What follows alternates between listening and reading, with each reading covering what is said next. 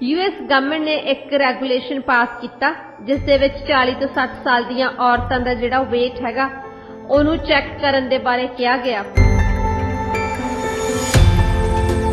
इस रैकमेंडेशन ਦੇ ਪਿੱਛੇ ਪਹਿਲਾਂ ਫੈਡਰਲ ਸਰਕਾਰ ਨੇ ਯੂਐਸ ਦੇ ਵਿੱਚ ਵਾਸ਼ਿੰਗਟਨ ਡੀਸੀ ਤੋਂ ਇੱਕ ਕਮੇਟੀ ਬਣਾਈ ਸੀ ਫੈਮਿਲੀ ਡਾਕਟਰਸ ਤੇ ਫਿਜ਼ੀਸ਼ੀਅਨਸ ਦੀ। ਐਕਚੁਅਲੀ ਸਾਰੇ ਡਾਕਟਰ ਹੀ ਆ ਕਿ ਜਿਹੜੀਆਂ 40 ਤੋਂ 60 ਸਾਲ ਦੀਆਂ ਔਰਤਾਂ ਹੁੰਦੀਆਂ ਇਹਨਾਂ ਦੇ ਐਕਸਟਰਾ ਪਾਉਂਡਸ ਭਾਰ ਵੱਧ ਜਾਂਦਾ। 70,000 ਮਿਲੀਅਨ ਡਾਲਰ ਦੀ ਇੰਡਸਟਰੀ ਆ ਯੂਐਸ ਦੇ ਵਿੱਚ ਭਾਰ ਕੰਟਰੋਲ ਕਰਨ ਵਾਲੀ। वैसे भी डॉक्टर साहब जिवें हुण कोई भार तोलदे आ तां फिर दस्सणगे कि इन्ना भार आ तुहानूं आह बीमारियां हो सकदियां ने। डॉक्टर साहब देखो पेंडेमिक ने हर एक खेतर ते अपना प्रभाव पाया, सारी दुनिया ते प्रभाव पाया। इन्फ्लेशन ने हिला के रख दित्ती है वर्ल्ड दी जिहड़ी इकोनॉमी हैगी आ। लोकी हुण ज़्यादा अपनी एज तो पहले ही रिटायर होना चाहुंदे आ। ਲੇਬਰ ਸ਼ਾਰਟੇਜ ਦਾ ਇੱਕ ਵੱਡਾ ਕਾਰਨ ਇਹ ਆ ਕਿ ਲੋਕੀ ਰਿਟਾਇਰ ਹੋ ਗਏ, ਅਰਲੀ ਰਿਟਾਇਰ ਹੋ ਗਏ। ਬਹੁਤਿਆਂ ਬੰਦਿਆਂ ਨੇ ਮੌਤ ਬਾਰੇ ਸ਼ਾਇਦ ਪੈਂਡੈਮਿਕ ਦੌਰਾਨ ਹੀ ਸੋਚਿਆ ਹੋਣਾ। ਹਾਂਜੀ ਡਾਕਟਰ ਸਾਹਿਬ, ਉਹਨਾਂ ਨੇ ਸੋਚਿਆ ਕਿ ਆਉਣ ਵਾਲੇ ਕੱਲ ਦਾ ਕੋਈ ਭਰੋਸਾ ਨਹੀਂ ਹੈਗਾ, ਕਿ ਜ਼ਿੰਦਗੀ ਨੂੰ ਤਾਂ ਜੀ ਕੇ ਦੇਖਿਆ ਹੀ ਨਹੀਂ। ਉਹੀ ਬੰਦਾ ਸੂਝਵਾਨ ਰਹਿ ਸਕਦਾ ਜਿਹਨੂੰ ਇਹ ਪਤਾ ਹੋਵੇ ਕਿ ਇੱਕ ਨਾ ਇੱਕ ਦਿਨ ਤੁਹਾਡੀ ਮੌਤ ਹੋ ਜਾਣੀ। ਹਾਂਜੀ,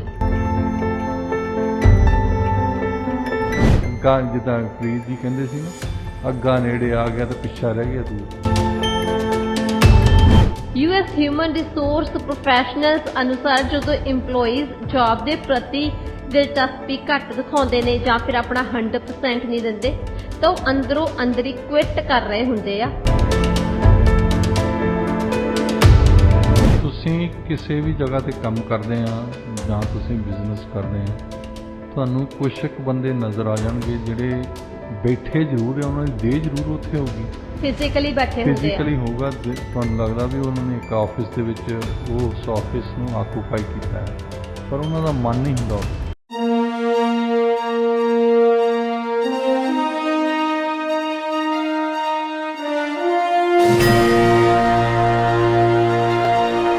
रेडियो इंडिया KRP 1110 AM ਦੇ ਸਰੋਤਿਆਂ ਨੂੰ ਸੁਖਜੀਤ ਮੰਗਤ ਵੱਲੋਂ ਸਤਿ ਸ਼੍ਰੀ ਅਕਾਲ। 13 ਸਤੰਬਰ 2022 प्रोग्राम पंजाबी आवाज़ च तुहाडा स्वागत है। यह प्रोग्राम हफ्ते के 5 दिन तुहाडे लई पेश किया जाता है, मंडे टू फ्राइडे। दुनिया भर च साडे प्रोग्राम्स तुसीं सुन सकदे हो radioindia.ca ते। यूएस ते कैनेडा च साडे प्रोग्राम सुने जा सकते हैं KRPA 1110 AM ते। स्टूडियो का नंबर है 6045929191 604 592 9191। स्वागत करते हैं डॉक्टर शिंदे पुरेवाल जी का। डॉक्टर साहब प्रोग्राम च तुहाडा स्वागत है जी। Good morning. Good morning doctor साहब, गलबात का सिलसिला शुरू करते हैं। यूएस गवर्नमेंट ने एक रेगूलेशन पास किया जिस दे विच 40 तो 60 साल दीयां औरतां दा जिहड़ा वेट हैगा ਉਹਨੂੰ चेक करन दे बारे कहा गया, क्योंकि मिड लाइफ के दौरान औरतां ज्यादा वेट गेन करदियां ने। पर इस रेगूलेशन दे उत्ते काफी ज्यादा डिस्कशनस हो रही ने, काफी ज्यादा जिहड़े औरतां दे विच भी कह लो कि ओह दुखी ने, लाइक नहीं करदियां कि बार बार जी जान डॉक्टर दे जां किते भी उन्हां दा भार चैक किया जाए। पहला तो इस रेगूलेशन की डिटेल बारे अपने श्रोतियां नूं दसो ते उस तो बाद जिहड़ी डिस्कशन चल रही है उपर ਉਹਦੇ बारे दसो। इस रैकमेंडेशन ਦੇ ਪਿੱਛੇ ਪਹਿਲਾਂ ਫੈਡਰਲ ਸਰਕਾਰ ਨੇ ਯੂਐਸ ਦੇ ਵਿੱਚ ਵਾਸ਼ਿੰਗਟਨ ਡੀਸੀ ਚੋਂ ਇੱਕ ਕਮੇਟੀ ਬਣਾਈ ਸੀ ਫੈਮਿਲੀ ਡਾਕਟਰਸ ਤੇ ਫਿਜ਼ੀਸ਼ੀਅਨਸ ਦੀ। ਐਕਚੁਅਲੀ ਸਾਰੇ ਡਾਕਟਰ ਹੀ ਆ ਜੀ। ਉਹਨਾਂ ਨੇ ਇੱਕ ਰੈਕਮੈਂਡੇਸ਼ਨ ਕੀਤੀ ਫੈਡਰਲ ਸਰਕਾਰ ਨੂੰ ਕਿ ਜਿਹੜੀਆਂ 40 ਤੋਂ 60 ਸਾਲ ਦੀਆਂ ਔਰਤਾਂ ਹੁੰਦੀਆਂ ਇਹਨਾਂ ਦੇ ਐਕਸਟਰਾ ਪਾਉਂਡਸ ਭਾਰ ਵੱਧ ਜਾਂਦਾ। ਹਾਂਜੀ। ਤਾਂ ਇਸ ਕਰਕੇ ਕਈ ਬਿਮਾਰੀਆਂ ਵੱਧ ਜਾਂਦੀਆਂ ਇਹਨਾਂ ਦੀਆਂ ਜੀ। ਸੋ ਜਦੋਂ ਅਸੀਂ ਰਿਕਮੈਂਡ ਇਹ ਕਰਦੇ ਹਾਂ ਕਿ ਜਦੋਂ ਵੀ ਕੋਈ ਔਰਤ ਆਪਣੇ ਫੈਮਿਲੀ ਡਾਕਟਰ ਕੋਲ ਜਾਂਦੀ ਜਾਂ ਕਲੀਨਿਕ ਦੇ ਵਿੱਚ ਜਾਂਦੀ ਹੈ 40 ਤੋਂ 60 ਸਾਲ ਦੀਆਂ ਦਾ ਉਹਨਾਂ ਦੀ ਲਾਜ਼ਮੀ ਵੇਟ ਕੀਤਾ ਜਾਵੇ ਉਹਨਾਂ ਦਾ ਜੀ ਤਾਂ ਕਿ ਉਹਨਾਂ ਨੂੰ ਚੇਤੰਨ ਕੀਤਾ ਜਾਵੇ, ਚੇਤਾਵਨੀ ਦਿੱਤੀ ਜਾ ਸਕੇ। ਹੁਣ ਇਸ ਗੱਲ ਦੀ ਜਿਹੜੀ ਆਪੋਜੀਸ਼ਨ ਆ ਉਹ ਵੀ ਇੰਟਰਸਟਿੰਗ ਗੱਲ ਹੈ ਕਿ ਰეკਮੈਂਡੇਸ਼ਨ ਵੀ ਫੈਮਿਲੀ ਡਾਕਟਰ ਤੇ ਫਿਜ਼ੀਸ਼ੀਅਨ ਦੇ ਗਰੁੱਪ ਨੇ ਕੀਤੀ ਹੈ ਤੇ ਇਹਦੀ ਆਪੋਜੀਸ਼ਨ ਵੀ ਫੈਮਿਲੀ ਡਾਕਟਰ ਤੇ ਫਿਜ਼ੀਸ਼ੀਅਨ ਹੀ ਕਰ ਰਹੇ। ਹਾਂਜੀ। ਹੁਣ ਉਹਨਾਂ ਨੇ ਕਿਉਂ ਆਪੋਜੀਸ਼ਨ ਕਰ ਰਹੇ ਆ, ਹੈਲਥ ਡਿਪਾਰਟਮੈਂਟ ਦੇ ਹੋਰ ਜਿਹੜੇ ਹੈਲਥ ਐਕਸਪਰਟਸ ਆ ਉਹ ਕਿਉਂ ਕਰ ਰਹੇ ਆ ਹੈਲਥ ਦੇ ਮਾਮਲੇ ਦੇ ਸਿਰਫ? ਉਹ ਕਹਿੰਦੇ ਵੀ ਪਹਿਲੀ ਤਾਂ ਇਸ਼ੂ ਇਹ ਆ ਵੀ 40 ਤੋਂ 60 ਸਾਲ ਦੀਆਂ ਸਿਰਫ ਔਰਤਾਂ ਤੇ ਹੀ weight ਨਹੀਂ ਜ਼ਿਆਦਾ ਹੁੰਦਾ, ਬੰਦਿਆਂ ਦਾ ਵੀ ਹੁੰਦਾ, ਮਰਦਾਂ ਦਾ ਵੀ ਹੁੰਦਾ। ਹਾਂਜੀ।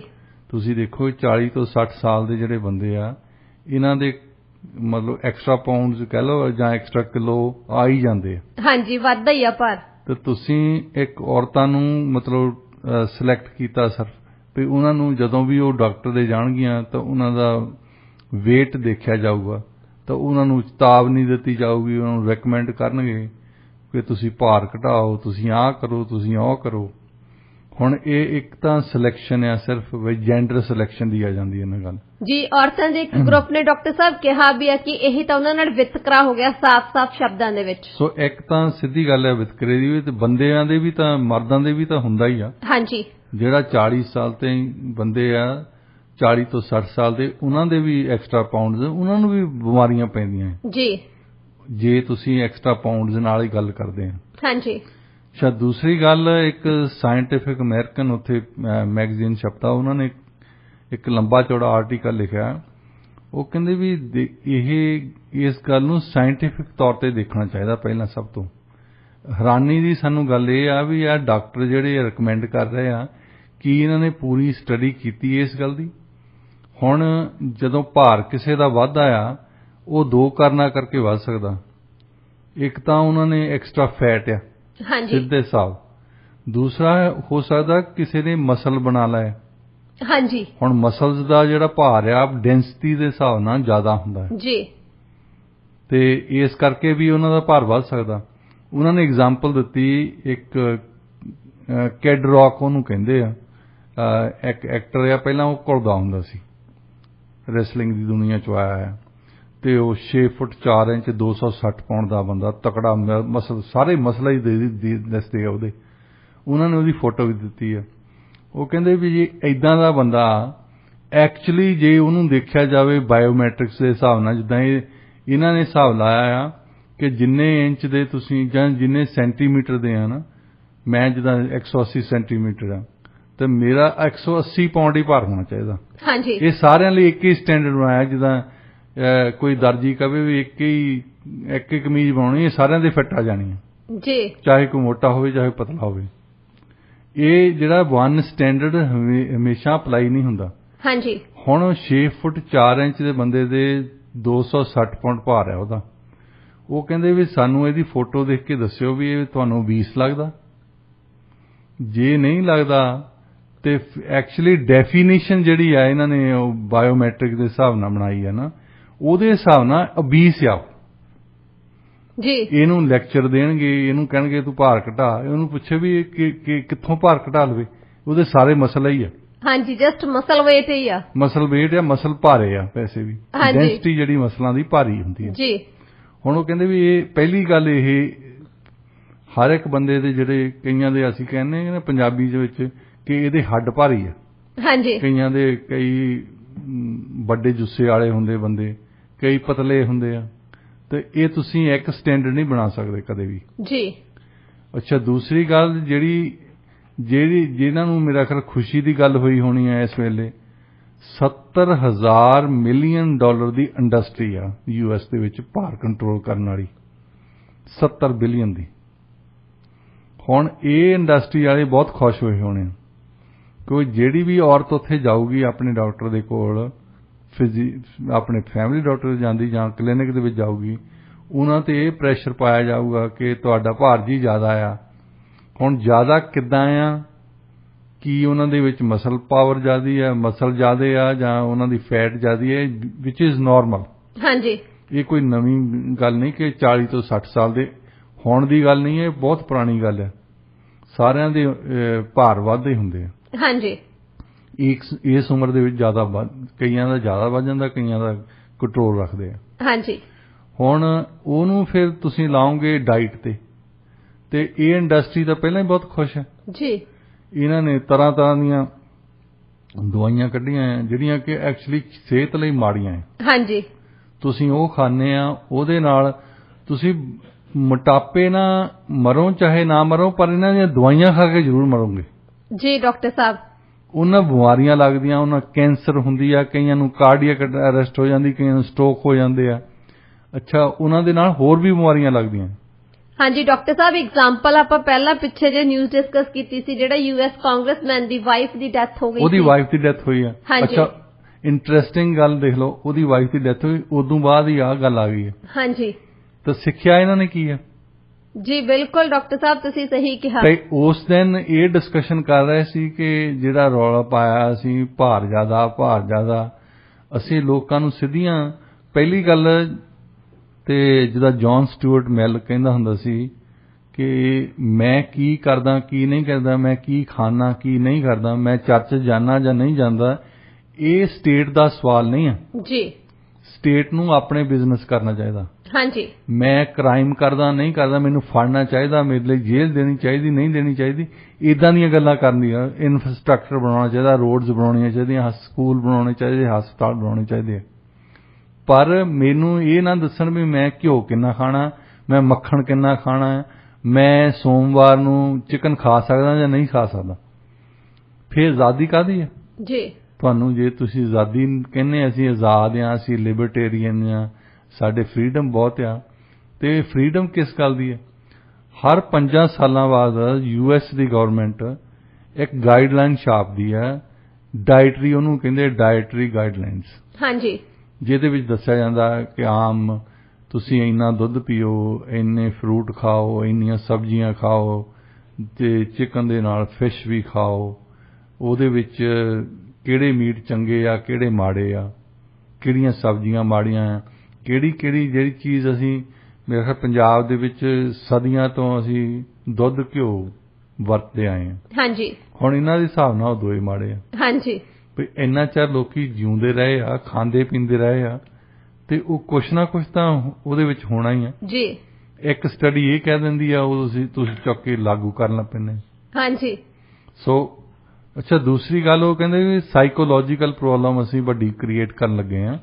ਹੁਣ ਇੱਕ ਔਰਤ ਨੇ ਡਰਦੀ ਨੇ ਸ਼ਾਇਦ ਨਹੀਂ ਜਾਣਾ ਆਪਣੇ ਡਾਕਟਰ ਦੇ ਕੋਲ ਵੀ ਇਹਨੇ ਮੇਰਾ ਭਾਰ ਤੋਲਣਾ, ਤੇ ਭਾਰ ਤੋਲੇ ਤੋਂ ਬਾਅਦ ਮੈਨੂੰ ਹਦਾਇਤਾਂ ਦਊਗਾ। ਹਾਂਜੀ। ਫਿਰ ਉਹ ਪ੍ਰੈਸ਼ਰ ਪਾਊਗਾ, ਜੇ ਤੂੰ ਭਾਰ ਨਹੀਂ ਘਟਾਉਣਾ ਤਾਂ ਤੈਨੂੰ ਅੱਗੇ ਤੋਂ ਦੇਖਣਾ ਨਹੀਂ। ਹਾਂਜੀ। ਕੋਈ ਨਾ ਕੋਈ ਤਾਂ ਪ੍ਰੈਸ਼ਰ ਟੈਕਟਿਕਸ ਯੂਜ਼ ਕਰਦੇ ਹੀ ਜਾਂਦਾ। ਵੈਸੇ ਵੀ ਡਾਕਟਰ ਸਾਹਿਬ, ਜਿਵੇਂ ਹੁਣ ਕੋਈ ਭਾਰ ਤੋਲਦੇ ਆ ਤਾਂ ਫਿਰ ਦੱਸਣਗੇ ਕਿ ਇੰਨਾ ਭਾਰ ਆ, ਤੁਹਾਨੂੰ ਆਹ ਬਿਮਾਰੀਆਂ ਹੋ ਸਕਦੀਆਂ ਨੇ ਜਿਹੜੀਆਂ ਉਹਨੂੰ ਹੈ ਨਹੀਂ। ਦਿਮਾਗ ਦੇ ਵਿੱਚ ਤਾਂ ਫਿਰ ਟੈਨਸ਼ਨ ਹੋਗੀ ਨਾ ਕਿ ਪਤਾ ਨਹੀਂ ਵੀ ਮੈਨੂੰ ਆਹ ਪ੍ਰੋਬਲਮ ਆ ਸਕਦੀ ਆ। ਇਹ ਵੀ ਇੱਕ ਸਟ੍ਰੈਸ ਆ। ਇਹ ਇੱਕ ਸਟ੍ਰੈਸ, ਯਾਨੀ ਇੱਕ ਹੋਰ ਚੀਜ਼ ਐਡ ਕਰਨ ਲੱਗੇ ਆ ਇਹਦੇ ਵਿੱਚ। ਹਾਂਜੀ। ਉਹ ਕਹਿੰਦੇ ਕਿ ਤੁਸੀਂ ਸੋਚਿਆ, ਇਹਦੀਆਂ ਸਾਰੀਆਂ ਪਹਿਲੂਆਂ ਨੂੰ ਸੋਚਿਆ, ਤੁਸੀਂ ਸਿਰਫ ਇੱਕ ਚੀਜ਼ ਵੱਲ ਲੈ ਕੇ ਨੱਠ ਗਏ, ਭਾਰ ਜ਼ਿਆਦਾ ਹੈ। ਹੁਣ ਕਈ ਬੰਦੇ, ਉਹ ਬਹੁਤ ਸਟੱਡੀਜ਼ ਆ ਜਿਹੜੀਆਂ ਸ਼ੋ ਕਰਦੀਆਂ ਵੀ ਜੇ ਤੁਸੀਂ ਜਿਹਨੂੰ ਐਵਰੇਜ ਭਾਰ ਕਹਿੰਦੇ ਆ ਨਾ, ਜਿਹੜਾ ਐਵਰੇਜ ਸਾਰਿਆਂ ਲਈ ਮੰਨਿਆ ਜਾਂਦਾ, ਜਿੱਦਾਂ ਕਿ ਅਸੀਂ ਮਿਸਾਲ ਦਿੱਤੀ ਸੀ ਵੀ ਕਮੀਜ਼ ਬਣਾ ਲਈ, ਉਹ ਸਾਰਿਆਂ ਲਈ ਫਿੱਟ ਆ, ਚਾਹੇ ਕੋਈ ਪਤਲਾ ਹੈ ਚਾਹੇ ਮੋਟਾ ਹੈ। ਤੇ ਕਈਆਂ ਇਹ ਤਾਂ ਇਦਾਂ ਲੱਗਦਾ ਜਿੱਦਾਂ ਝੋਲੇ 'ਚ ਪੰਪ ਪਾਇਆ ਹੁੰਦਾ, ਤਾਂ ਕਈਆਂ ਦੇ ਉਹ ਫਿੱਟ ਨਹੀਂ ਆਉਂਦੀ। ਹਾਂਜੀ। ਉਹੀ ਕਮੀਜ਼ ਆ, ਪਰ ਇਹਨਾਂ ਨੇ ਇੱਕ ਕਮੀਜ਼ ਸੀਤੀ ਆ, ਸਾਰਿਆਂ ਲਈ ਸਟੈਂਡਰਡ ਬਣਾ ਕੇ ਰੱਖਤਾ ਕਿ ਤੁਸੀਂ ਇੰਨੇ ਸੈਂਟੀਮੀਟਰ ਦੇ ਤੇ ਇੰਨਾ ਤੁਹਾਡਾ ਭਾਰ ਹੋਣਾ ਚਾਹੀਦਾ। ਦੇਖੋ ਡਾਕਟਰ ਸਾਹਿਬ, BMI ਮੋਟਾਪੇ ਨੂੰ ਮਾਪਣ ਲਈ ਇੱਕ ਸਾਧਨ ਹੋ ਸਕਦਾ, ਪਰ ਇਹ ਕੋਈ ਸੰਪੂਰਨ ਨਹੀਂ ਹੈਗਾ, ਕਿਉਂਕਿ ਜਿਵੇਂ ਤੁਸੀਂ ਦੱਸਿਆ ਕਿ ਇਹਨਾਂ ਨੇ ਇਸ ਚੀਜ਼ ਨੂੰ ਸਾਰੇ ਪਹਿਲੂਆਂ ਤੇ ਨੀਚੇ ਹੱਥ ਮਾਰੀ, ਸਿਰਫ ਇੱਕ ਪਹਿਲੂ ਨੂੰ ਲੈ ਕੇ ਚੱਲ ਪਏ ਆ ਇਹ। ਜਦੋਂ ਮੈਨੂੰ ਸਟ੍ਰੋਕ ਹੋਇਆ, ਮੈਂ ਉਸ ਦਿਨ 220 ਪਾਉਂਡ ਦਾ ਸੀ। ਜਿਸ ਦਿਨ ਮੈਨੂੰ ਹਸਪੀਟਲ ਤੋਂ ਰੀਹੈਬ 'ਚ ਭੇਜਿਆ, ਉਸ ਦਿਨ ਮੈਂ 170 ਪਾਉਂਡ ਦਾ ਸੀ। ਤੇ ਮੈਂ ਆਪਣੇ ਕਾਰਡੀਓਲੋਜਿਸਟ ਨਾਲ ਹੱਸਦਾ ਸੀ, ਮੈਂ ਕਿਹਾ ਤੁਸੀਂ ਕਹਿੰਦੇ ਆ ਵੀ ਮੇਰਾ 180 ਹੋਣਾ ਚਾਹੀਦਾ, ਵੈਸੇ ਜਿਹੜੇ ਸਟੈਂਡਰਡ ਆ। ਹਾਂਜੀ। ਸੈਂਟੀਮੀਟਰ ਦੇ ਹਿਸਾਬ ਨਾਲ ਮੈਂ 180 ਸੈਂਟੀਮੀਟਰ ਆ ਉੱਚਾ, ਤੇ 180 ਪਾਉਂਡ ਹੀ ਹੋਣਾ ਚਾਹੀਦਾ। ਮੈਂ ਕਿਹਾ ਮੈਨੂੰ ਇਸ ਬਿਮਾਰੀ ਨੇ ਉਹਦੇ ਕਲੋਜ਼ ਕਰਤਾ, ਹੁਣ ਤਾਂ ਵੈਸੇ ਉਹਨਾਂ ਥੱਲੇ ਆ, ਤੁਸੀਂ ਕਹਿੰਦੇ ਵੀ ਉਹਨੂੰ ਥੱਲੇ ਹੋਣਾ ਚਾਹੀਦਾ, ਵੀ ਮੈਕਸੀਮਮ ਤੇਰਾ 180 ਹੋਣਾ ਚਾਹੀਦਾ। ਉਹ ਮੈਨੂੰ ਕਹਿੰਦਾ ਐਵੇਂ ਇਹ ਬਾਹਲਾ ਧਿਆਨ ਨਹੀਂ ਦੇਈਦਾ ਹੁੰਦਾ ਇਹਨਾਂ ਗੱਲਾਂ, ਹੁਣ ਤੂੰ ਸੋਚ 220 ਤੋਂ 170 ਤੇ ਆ ਗਿਆ। ਜੇ ਤੂੰ 170 ਦਾ ਹੁੰਦਾ ਤਾਂ 120 ਦਾ ਹੋ ਜਾਂਦਾ ਤੇ ਤੂੰ ਉੱਠ ਨਹੀਂ ਸੋਣਾ। ਹਾਂਜੀ। ਕਹਿੰਦਾ ਥੋੜਾ ਜਿਹਾ ਭਾਰ ਸਿਗਾ ਕਰਕੇ ਤਾਂ ਬਚ ਗਿਆ ਨਾ ਜੀ। ਤੇ ਜੇ ਤੂੰ ਬਿਲਕੁਲ ਹੀ ਇਦਾਂ ਦਾ ਹੋਣਾ ਤੇਰਾ ਹਾਲ ਦੇਖ ਲੈ ਕੀ ਹੋਣਾ ਸੀ ਜੀ। ਉਹ ਕਹਿੰਦਾ ਉਲਟਾ ਕਰਕੇ ਵੀ ਦੇਖ ਲਈਦਾ ਨੰਬਰਸ ਨੂੰ। ਤੇ ਉਹ ਆਪ ਵੀ ਮੇਰੇ ਨਾਲ ਇਸੇ ਬਹਿਸ ਤੇ ਲੱਗਾ ਸੀ। ਕਹਿੰਦਾ ਇਹ ਜਿਹੜੇ ਸਟੈਂਡਰਡ ਬਣਾਏ ਆ ਨਾ ਇਹ ਲਾਗੂ ਕਰੀ ਜਾਂਦੇ ਹਰ ਇੱਕ ਤੇ ਉਹਨੂੰ ਦੱਸਣਗੇ ਕਿ ਇੰਨੇ ਸੈਂਟੀਮੀਟਰ ਇੰਨਾ ਭਾਰ ਹੋਣਾ ਚਾਹੀਦਾ, ਇੰਨੇ ਸੈਂਟੀਮੀਟਰ ਇੰਨਾ ਭਾਰ ਹੋਣਾ ਚਾਹੀਦਾ। ਇੱਕ ਤਾਂ ਉਹਨਾਂ ਦੇ ਸਾਈਕੋਲੋਜੀਕਲ ਅਸਰ ਪਾਉਣਾ ਦਿਮਾਗ ਤੇ ਜੀ ਕਿ ਤੈਨੂੰ ਆਹ ਬਿਮਾਰੀ ਹੋ, ਜਦੋਂ ਤੁਸੀਂ ਕਹਿੰਦੇ ਆਹ ਬਿਮਾਰੀ ਹੋ ਜਾਣੀ ਹੈ, ਤੈਨੂੰ ਆਹ ਬਿਮਾਰੀ ਹੋ ਜਾਣੀ ਹੈ। ਅੱਛਾ, ਦੂਸਰਾ ਉਹ ਤੇ ਪ੍ਰੈਸ਼ਰ ਪਾਉਂਦੇ ਆ ਕਿ ਉਹ ਘਟਾਵੇ।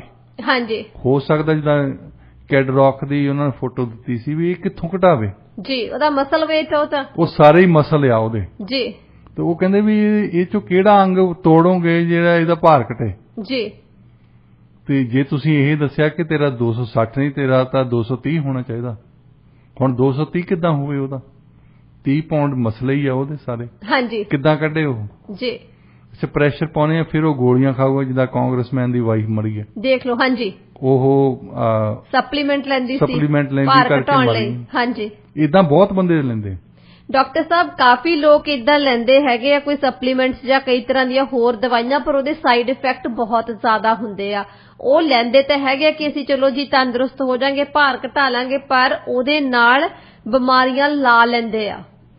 ਦੇਖੋ, ਕੋਈ ਜ਼ਮਾਨਾ ਹੁੰਦਾ ਸੀ ਜਦੋਂ ਕਹਿੰਦੇ ਸੀ ਬਈ ਜਿਹੜਾ ਖਾਂਦੇ ਪੀਂਦੇ ਘਰ ਦਾ ਉਹ ਦਿਸਦਾ ਹੀ ਆ ਵੀ ਮਤਲਬ ਇਹਦਾ ਭਾਰ ਠੀਕ ਆ।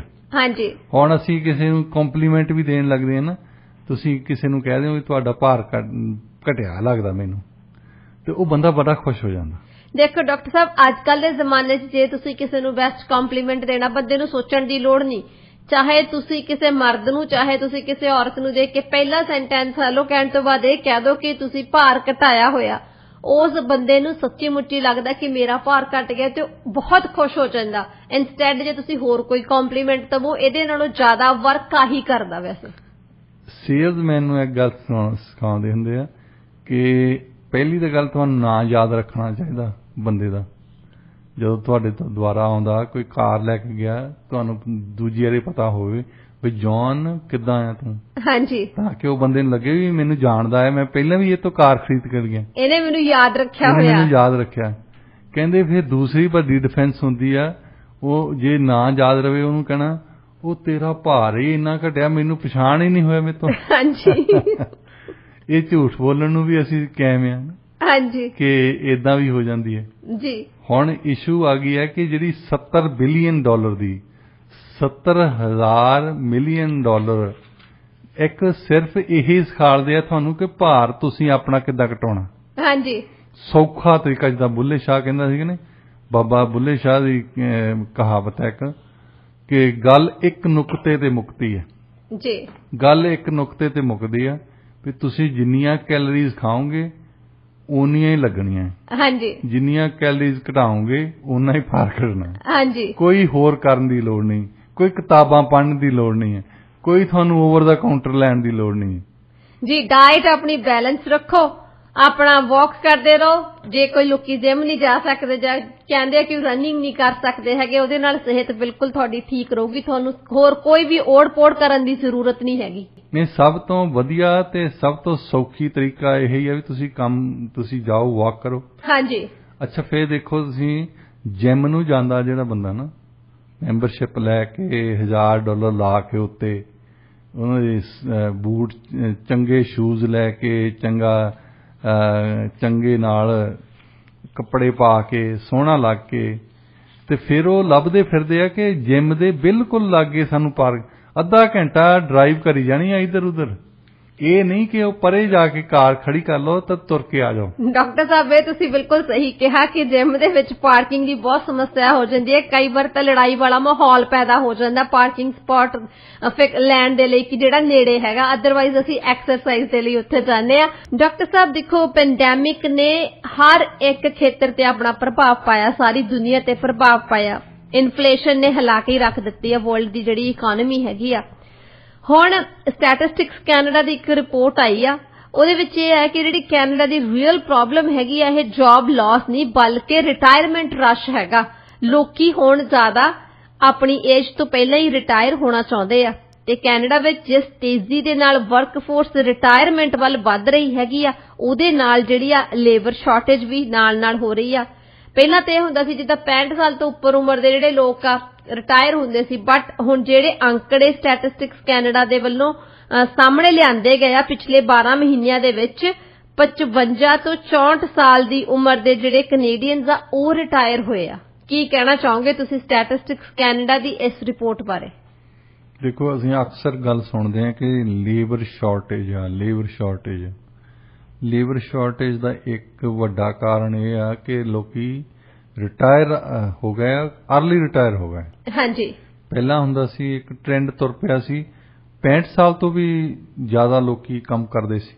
ਹਾਂਜੀ, 75 ਸਾਲ ਦੇ 80 ਸਾਲ ਦਾ ਜੇ ਕੋਈ ਕੰਮ ਕਰ ਸਕਦਾ ਉਹ ਕੰਮ ਨੂੰ ਤਰਜੀਹ ਦਿੰਦੇ ਸੀ ਕਿ ਕੰਮ ਕਰਦੇ ਹਾਂ ਅਸੀਂ, ਕੋਈ ਗੱਲ ਨਹੀਂ। ਹੁਣ ਇਹਦੇ ਵਿੱਚ ਪੈਂਡੈਮਿਕ ਦੌਰਾਨ ਇੱਕ ਨਵਾਂ ਟ੍ਰੈਂਡ ਆ ਗਿਆ ਕਿ ਲੋਕੀ ਐਕਚੁਅਲੀ ਰਿਟਾਇਰਮੈਂਟ ਲੈਣ ਲੱਗ ਪਏ। ਹਾਂਜੀ, ਇਹਦੇ ਨੰਬਰ ਆਫ ਰੀਜ਼ਨਸ ਆ। ਇੱਕ ਤਾਂ ਉਹ ਕਹਿੰਦੇ ਕਿ ਪੈਂਡੈਮਿਕ ਦਾ ਡਰਾਵਾ ਹੀ ਇੰਨਾ ਸੀ ਕਿ ਖਾਸ ਤੌਰ ਤੇ ਲੋਕੀ ਜਿਹੜੇ 60 ਤੋਂ ਉੱਪਰ ਹੋ ਗਿਆ ਸੀ ਨਾ, ਉਹਨਾਂ ਦੇ ਬੱਚੇ ਹੀ ਕਹਿ ਰਹੇ ਆ ਕਿ ਜੇ ਤੁਹਾਨੂੰ ਹੋ ਗਿਆ, ਤੁਹਾਡਾ ਪਤਾ ਨਹੀਂ ਤੁਸੀਂ ਸਰਵਾਈਵ ਕਰੋ ਜਾਂ ਨਾ ਕਰੋ। ਹੁਣ ਮੌਤ ਤੋਂ ਹਰ ਇੱਕ ਬੰਦਾ ਡਰਦਾ। ਤੁਸੀਂ ਦੇਖੋ ਜਿੱਥੇ ਲੋਕੀ ਜਾਂਦੇ ਆ ਨਾ, ਜਿੱਥੇ 2 ਬੰਦੇ ਵੀ ਬੈਠੇ ਹੋਣ, ਉਹ ਇਦਾਂ ਆਉਂਦੇ ਆ ਡਰਦੇ, ਆਪਣੇ ਮਾਸਕ ਪਾ ਕੇ ਤੁਹਾਡੇ ਤੋਂ ਦੂਰ ਰਹਿ ਕੇ ਤੁਹਾਡੇ ਨਾਲ ਹੱਥ ਨਹੀਂ ਮਿਲਾਉਂਦੇ, ਤੁਹਾਨੂੰ ਜੱਫੀ ਨਹੀਂ ਪਾਉਂਦੇ। ਉਹ ਡਰਦੇ ਕਿ ਸਾਨੂੰ ਨਾ ਹੋ ਜਾਵੇ। ਹਾਂਜੀ, ਇਹ ਡਰਾਵਾ ਆ, ਬਹੁਤ ਵੱਡਾ ਡਰਾਵਾ ਆ ਤੇ ਇਹਦਾ ਕਰਕੇ ਉਹ ਸੋਚਦੇ ਕਿ ਇਦਾਂ ਦੀ ਕੋਈ ਗੱਲ ਅੱਗੇ ਵੀ ਹੋ ਸਕਦੀ ਹੈ। ਜੇ ਇਹ ਪੈਂਡੈਮਿਕ ਆ ਸਕਦਾ, ਕੋਈ ਹੋਰ ਵੀ ਪੈਂਡੈਮਿਕ ਆ ਸਕਦਾ। ਔਰ ਖਾਸ ਤੌਰ ਤੇ ਅਸੀਂ ਕੰਮ ਕਰਦੇ ਰਹੇ ਤੇ ਫਿਰ ਅਸੀਂ ਰਿਟਾਇਰਮੈਂਟ ਤਾਂ ਕੀ ਹੋਣੀ ਹੈ, ਰਿਟਾਇਰਮੈਂਟ ਲਾਈਫ ਤੋਂ ਹੀ ਹੋ ਜਾਣੀ ਹੈ। ਹਾਂਜੀ, ਸੋ ਪੱਕੀ ਰਿਟਾਇਰਮੈਂਟ ਤੋਂ ਡਰਦੇ ਹੈ ਨਾ। ਹਾਂਜੀ, ਤੇ ਹੁਣ ਤਾਂ ਰਿਟਾਇਰਮੈਂਟ ਦੀ ਚਲੋ ਪੈਨਸ਼ਨ ਹੀ ਆਉਣੀ ਹੈ, ਫਿਰ ਕੁਝ ਨਹੀਂ ਆਉਣਾ। ਹਾਂਜੀ, ਫਿਰ ਖਤਮ ਸਾਰਾ ਕੁਝ ਖਤਮ ਹੈ ਜੀ। ਸ਼ਾਇਦ ਦੂਸਰਾ ਵੱਡਾ ਰੀਜ਼ਨ ਇਹ ਆ ਕਿ ਕਈਆਂ ਨੂੰ ਫਿਲਾਸੋਫੀਕਲ ਤੌਰ ਤੇ ਲੋਕਾਂ ਨੇ ਕਈਆਂ ਨੇ ਸੋਚਿਆ ਸਾਰੀ ਉਮਰ ਕੰਮ ਹੀ ਕਰਦੇ ਰਹੇ ਆ ਤਾਂ ਇਹ ਪਤਾ ਹੀ ਨਹੀਂ ਇਦਾਂ ਦੀ ਗੱਲ ਵੀ ਆ ਸਕਦੀ, ਇਹਦੇ ਨਾਲ ਤੁਸੀਂ ਦੂਸਰੇ ਦਿਨ ਚਿੱਤ ਹੋ ਸਕਦੇ ਆ। ਹਾਂਜੀ, ਬਹੁਤਿਆਂ ਬੰਦਿਆਂ ਨੇ ਮੌਤ ਬਾਰੇ ਸ਼ਾਇਦ ਪੈਂਡੈਮਿਕ ਦੌਰਾਨ ਹੀ ਸੋਚਿਆ ਹੋਣਾ। ਹਾਂਜੀ ਡਾਕਟਰ ਸਾਹਿਬ, ਉਹਨਾਂ ਨੇ ਸੋਚਿਆ ਕਿ ਆਉਣ ਵਾਲੇ ਕੱਲ ਦਾ ਕੋਈ ਭਰੋਸਾ ਨਹੀਂ ਹੈਗਾ, ਕਿ ਜ਼ਿੰਦਗੀ ਨੂੰ ਤਾਂ ਜੀ ਕੇ ਦੇਖਿਆ ਹੀ ਨਹੀਂ। ਤੁਸੀਂ ਜੇ ਕਹਿੰਦੇ ਹੁੰਦੇ ਜੇ ਅਕਲ ਮਤਲਬ ਆਪਣੇ ਆਪ ਨੂੰ ਠੀਕ ਰੱਖਣਾ ਨਾ, ਉਹੀ ਬੰਦਾ ਸੂਝਵਾਨ ਰਹਿ ਸਕਦਾ ਜਿਹਨੂੰ ਇਹ ਪਤਾ ਹੋਵੇ ਕਿ ਇੱਕ ਨਾ ਇੱਕ ਦਿਨ ਤੁਹਾਡੀ ਮੌਤ ਹੋ ਜਾਣੀ ਹੈ। ਹਾਂਜੀ, ਉਹ ਕਮ ਸੇ ਕਮ ਐਰੋਗੈਂਟ ਨਹੀਂ ਹੋਊਗਾ, ਉਹ ਕਮ ਸੇ ਕਮ ਈਗੋ ਨਾ ਹੋਊਗੀ ਉਹਦੀ।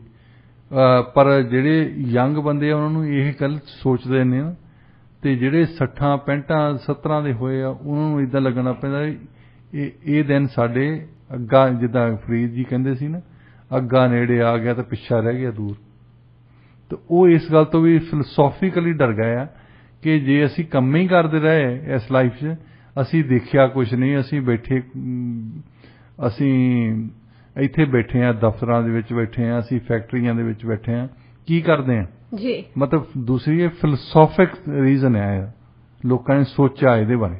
ਹਾਂਜੀ, ਤੀਸਰਾ ਵੱਡਾ ਰੀਜ਼ਨ ਹੈਗਾ ਕਿ ਇਸੇ ਦੌਰਾਨ ਦੇ ਵਿੱਚ ਪ੍ਰਾਈਸਿਸ ਜਿਹੜੀਆਂ ਬਹੁਤ ਵੱਧ ਗਈਆਂ ਘਰਾਂ ਦੀਆਂ। ਹਾਂਜੀ, ਹੁਣ ਕਈ ਬੰਦੇ ਆ ਜਿਨ੍ਹਾਂ ਦੇ ਕੋਲ ਵੱਡੇ ਘਰ ਲੈ ਗਿਆ ਔਰ ਉਹਨਾਂ ਦਾ ਬੱਚਾ ਕੋਈ ਨਹੀਂ ਉੱਥੇ ਰਹਿੰਦਾ। ਹਾਂਜੀ, ਤਾਂ ਉਹਨਾਂ ਦੀ ਇੱਕਦਮ ਕੀਮਤ ਬਹੁਤ ਵੱਧ ਗਈ। ਤਾਂ ਉਹਨਾਂ ਨੇ ਉਹ ਵੱਡਾ ਘਰ ਵੇਚ ਕੇ ਬਿਲਕੁਲ ਛੋਟਾ ਜਿਹਾ ਕੋਈ ਲੈ ਕੇ ਟਾਊਨ ਹਾਊਸ ਵਗੈਰਾ ਲੈ ਕੇ ਉਹ 'ਚ ਗੁਜ਼ਾਰਾ ਕਰਨਾ ਸ਼ੁਰੂ ਕਰਤਾ ਕਿ ਇੱਕ ਤਾਂ ਸਾਫ਼ ਸਫਾਈ ਸੌਖੀ ਹੋ ਜਾਂਦੀ ਹੈ, ਦੂਸਰਾ ਪਹਿਲਾਂ ਜਦੋਂ ਲਿਆ ਸੀ ਉਦੋਂ ਤਾਂ ਅਸੀਂ 6 ਜਾਣੇ ਸੀ, ਹੁਣ 2 ਹੀ ਜਾਣੇ ਅਸੀਂ। ਹਾਂਜੀ, 2 ਜਾਣਿਆਂ ਨੇ ਤਾਂ 6 ਜਾਣਿਆਂ ਦਾ ਫਰਕ ਵੀ ਹੁੰਦਾ ਨਾ ਜੀ। ਤੇ ਇੱਥੇ ਉਹ ਲਾਈਫ ਉਹਨਾਂ ਦੀ ਠੀਕ ਠਾਕ ਹੈ, ਛੋਟੇ ਘਰ ਦੇ ਵਿੱਚ ਉਹਨੂੰ ਮੈਨੇਜ ਕਰਨਾ ਸੌਖਾ ਹੈ ਜੀ। ਸੋ ਨੰਬਰ ਆਫ ਫੈਕਟਰਸ ਜੀ, ਜਿਹਦਾ ਕਰਕੇ ਲੋਕੀ ਰਿਟਾਇਰਮੈਂਟ ਹੁਣ ਲੈਣ ਲੱਗ ਪਏ। ਹਾਂਜੀ, ਤੇ ਇਹ ਵੱਡੀ ਜਿਹੜੀ ਜ਼ਿਆਦਾ ਰਿਟਾਇਰਮੈਂਟ ਹੋਈ ਹੈ US ਦੇ ਵਿੱਚ, ਕੈਨੇਡਾ ਦੇ ਵਿੱਚ ਪਿਛਲੇ 12 ਮਹੀਨਿਆਂ 'ਚ ਹੋਈ ਹੈ। ਹਾਂਜੀ, ਸਾਰੇ ਲੋਕਾਂ ਨੇ ਇਹ ਸੋਚਿਆ ਕਿ ਹੁਣ ਕੰਮ ਕਰਨ ਦਾ ਕੋਈ ਫਾਇਦਾ ਨਹੀਂ। ਹੁਣ ਕਈ ਵਾਰੀ ਕੰਮ ਵੀ ਕਰਦਾ ਬੰਦਾ, ਜਿੱਦਾਂ ਬਹੁਤੀਆਂ ਜੌਬਸ ਤੇ ਜਿਹੜੀਆਂ ਚੰਗੀਆਂ ਵੀ ਉਹਨਾਂ ਤੇ 2% ਪਰ ਈਅਰ ਤੁਹਾਡੀ ਪੈਨਸ਼ਨ ਵੱਧਦੀ ਹੈ। ਹਾਂਜੀ। ਤੇ ਫਿਰ ਬੰਦਾ ਸੋਚਦਾ ਕਿ ਚੱਲ ਮੈਨੂੰ ਮੈਕਸਿਮਮ 70 ਮਿਲਣੀ, ਅੱਜ 60 ਮਿਲਦੀ ਹੈ, ਕੋਈ ਗੱਲ ਨਹੀਂ। ਹਾਂਜੀ। ਜੇ ਲੱਖ ਮਿਲਦਾ ਸੀ 60,000 ਮਿਲਦਾ, ਉਹਦੇ ਵਿੱਚ ਟੈਕਸ ਘੱਟ ਜਾਂਦੇ ਆ, ਉਹਦੇ 'ਚ ਖਰਚਾ ਕੋਈ ਨਹੀਂ ਆ। ਜਦੋਂ ਤੁਸੀਂ ਲੱਖ ਕਮਾਉਂਦੇ ਆ, 2 ਲੱਖ ਕਮਾਉਂਦੇ ਆ, ਉਸ ਵੇਲੇ ਖਰਚੇ ਬਹੁਤ ਹੁੰਦੇ ਸੀ। ਹੁਣ ਜਿਨ੍ਹਾਂ ਦੇ ਖਾਸ ਤੌਰ ਤੇ ਬੱਚੇ ਪੜ੍ਹ ਗਏ ਆ, ਬੱਚੇ ਐਮਪਟੀ ਨੈਸਟ ਜਿਹਨੂੰ ਕਹਿੰਦੇ ਆ, ਘਰ ਦਾ ਜਿਹੜਾ ਆਲਣਾ ਆ ਉਹ ਖਾਲੀ ਪਿਆ ਹੈ। ਹਾਂਜੀ। ਤੇ ਉਹ ਦੇਖਦੇ ਆ ਵੀ ਕਿਹੜਾ ਬੱਚਾ ਮਿਲਣ ਆਊਗਾ, ਕਿਹੜਾ ਨਹੀਂ ਆਊਗਾ। ਉਹ ਵੀ ਇਦਾਂ ਹੀ ਆਉਂਦੇ ਆ, 3 ਮਹੀਨੇ 4 ਮਹੀਨੇ ਮਹਿਮਾਨਾਂ ਦੀ ਤਰ੍ਹਾਂ ਆਉਂਦੇ ਆ ਡਾਕਟਰ ਸਾਹਿਬ। ਮਹਿਮਾਨਾਂ ਦੀ ਤੌਰ ਤੇ ਘੰਟਾ ਆਉਣਾ। ਅੱਛਾ, ਉਹ ਜਿਹੜੇ ਉਹਨਾਂ ਦੇ ਵਿੱਚੋਂ ਇਦਾਂ ਫਸ ਗਏ ਆ ਵੀ ਘਰ ਲੈ ਨਹੀਂ ਸਕੇ, ਤਾਂ ਉਹ ਜ਼ਰੂਰ ਘਰਾਂ ਦੇ ਵਿੱਚ ਹੀ ਬੈਠੇ ਆ, ਜਾਂ ਕਈ ਘਰਾਂ ਦੇ ਵਿੱਚ ਬੈਠੇ ਆ ਕਿ ਦਾਦਾ ਦਾਦੀ ਨਾਨਾ ਨਾਨੀ ਸਾਡੇ ਬੱਚੇ ਸੰਭਾਲਣਗੇ। ਹੁਣ ਇਹਨਾਂ ਦਾਦਾ ਦਾਦੀ ਨੂੰ ਤੇ ਨਾਨਾ ਨਾਨੀ ਨੂੰ ਵੀ ਮਨ ਦੇ ਵਿੱਚ ਮੋਹ ਹੋ ਜਾਂਦਾ ਕਿ ਠੀਕ ਹੈ, ਕੰਮ ਕਰਨ ਦੀ ਬਜਾਏ ਆਪਣੇ ਇਹਦੇ ਦੇ ਬੱਚੇ ਪਾਲ ਦੇਣ, ਬੱਚਿਆਂ 'ਚ ਟਾਈਮ ਸਪੈਂਡ ਕਰਨਾ, ਬੱਚਿਆਂ ਦੇ ਵਿੱਚ ਟਾਈਮ ਸਪੈਂਡ ਕਰਦੇ ਆ। ਸੋ ਨੰਬਰ ਆਫ ਰੀਜ਼ਨਸ ਜਿਹਦਾ ਕਰਕੇ ਇੱਕਦਮ ਵੈਸੇ ਮੌਕਾ ਵੀ ਮਿਲਿਆ, ਜਿਹੜੀ ਯੰਗ ਜਨਰੇਸ਼ਨ ਆ ਇਹਨਾਂ ਨੂੰ ਵੀ ਮੌਕਾ ਮਿਲਿਆ। ਅੱਗੇ ਸਾਡੇ ਹੱਸਦੇ ਹੁੰਦੇ ਸੀ ਫੈਕਲਟੀ ਦੇ ਵਿੱਚ ਵੀ ਜਿਹੜੇ ਯੰਗ ਬੰਦੇ ਆਉਂਦੇ ਆ ਆਪਣੇ PhD ਕਰਕੇ, ਉਹ ਦੇਖਦੇ ਆ ਕਿ ਹੁਣ ਪ੍ਰੋਫੈਸਰ ਕਿਹੜਾ ਮਰਨ ਵਾਲਾ ਤਾਂ ਕਿ ਉਹਨੂੰ ਜਗ੍ਹਾ ਮਿਲ ਜਾਵੇ। ਹਾਂਜੀ। ਤੇ ਹੁਣ ਉਹਨਾਂ ਨੂੰ ਪਤਾ, ਹੁਣ ਆਸ ਹੋ ਗਈ ਹੈ ਵੀ ਇਹਨਾਂ 'ਚੋਂ ਕੋਈ ਨਾ ਕੋਈ ਰਿਟਾਇਰ ਹੋਊਗਾ ਜ਼ਰੂਰ। ਹਾਂਜੀ।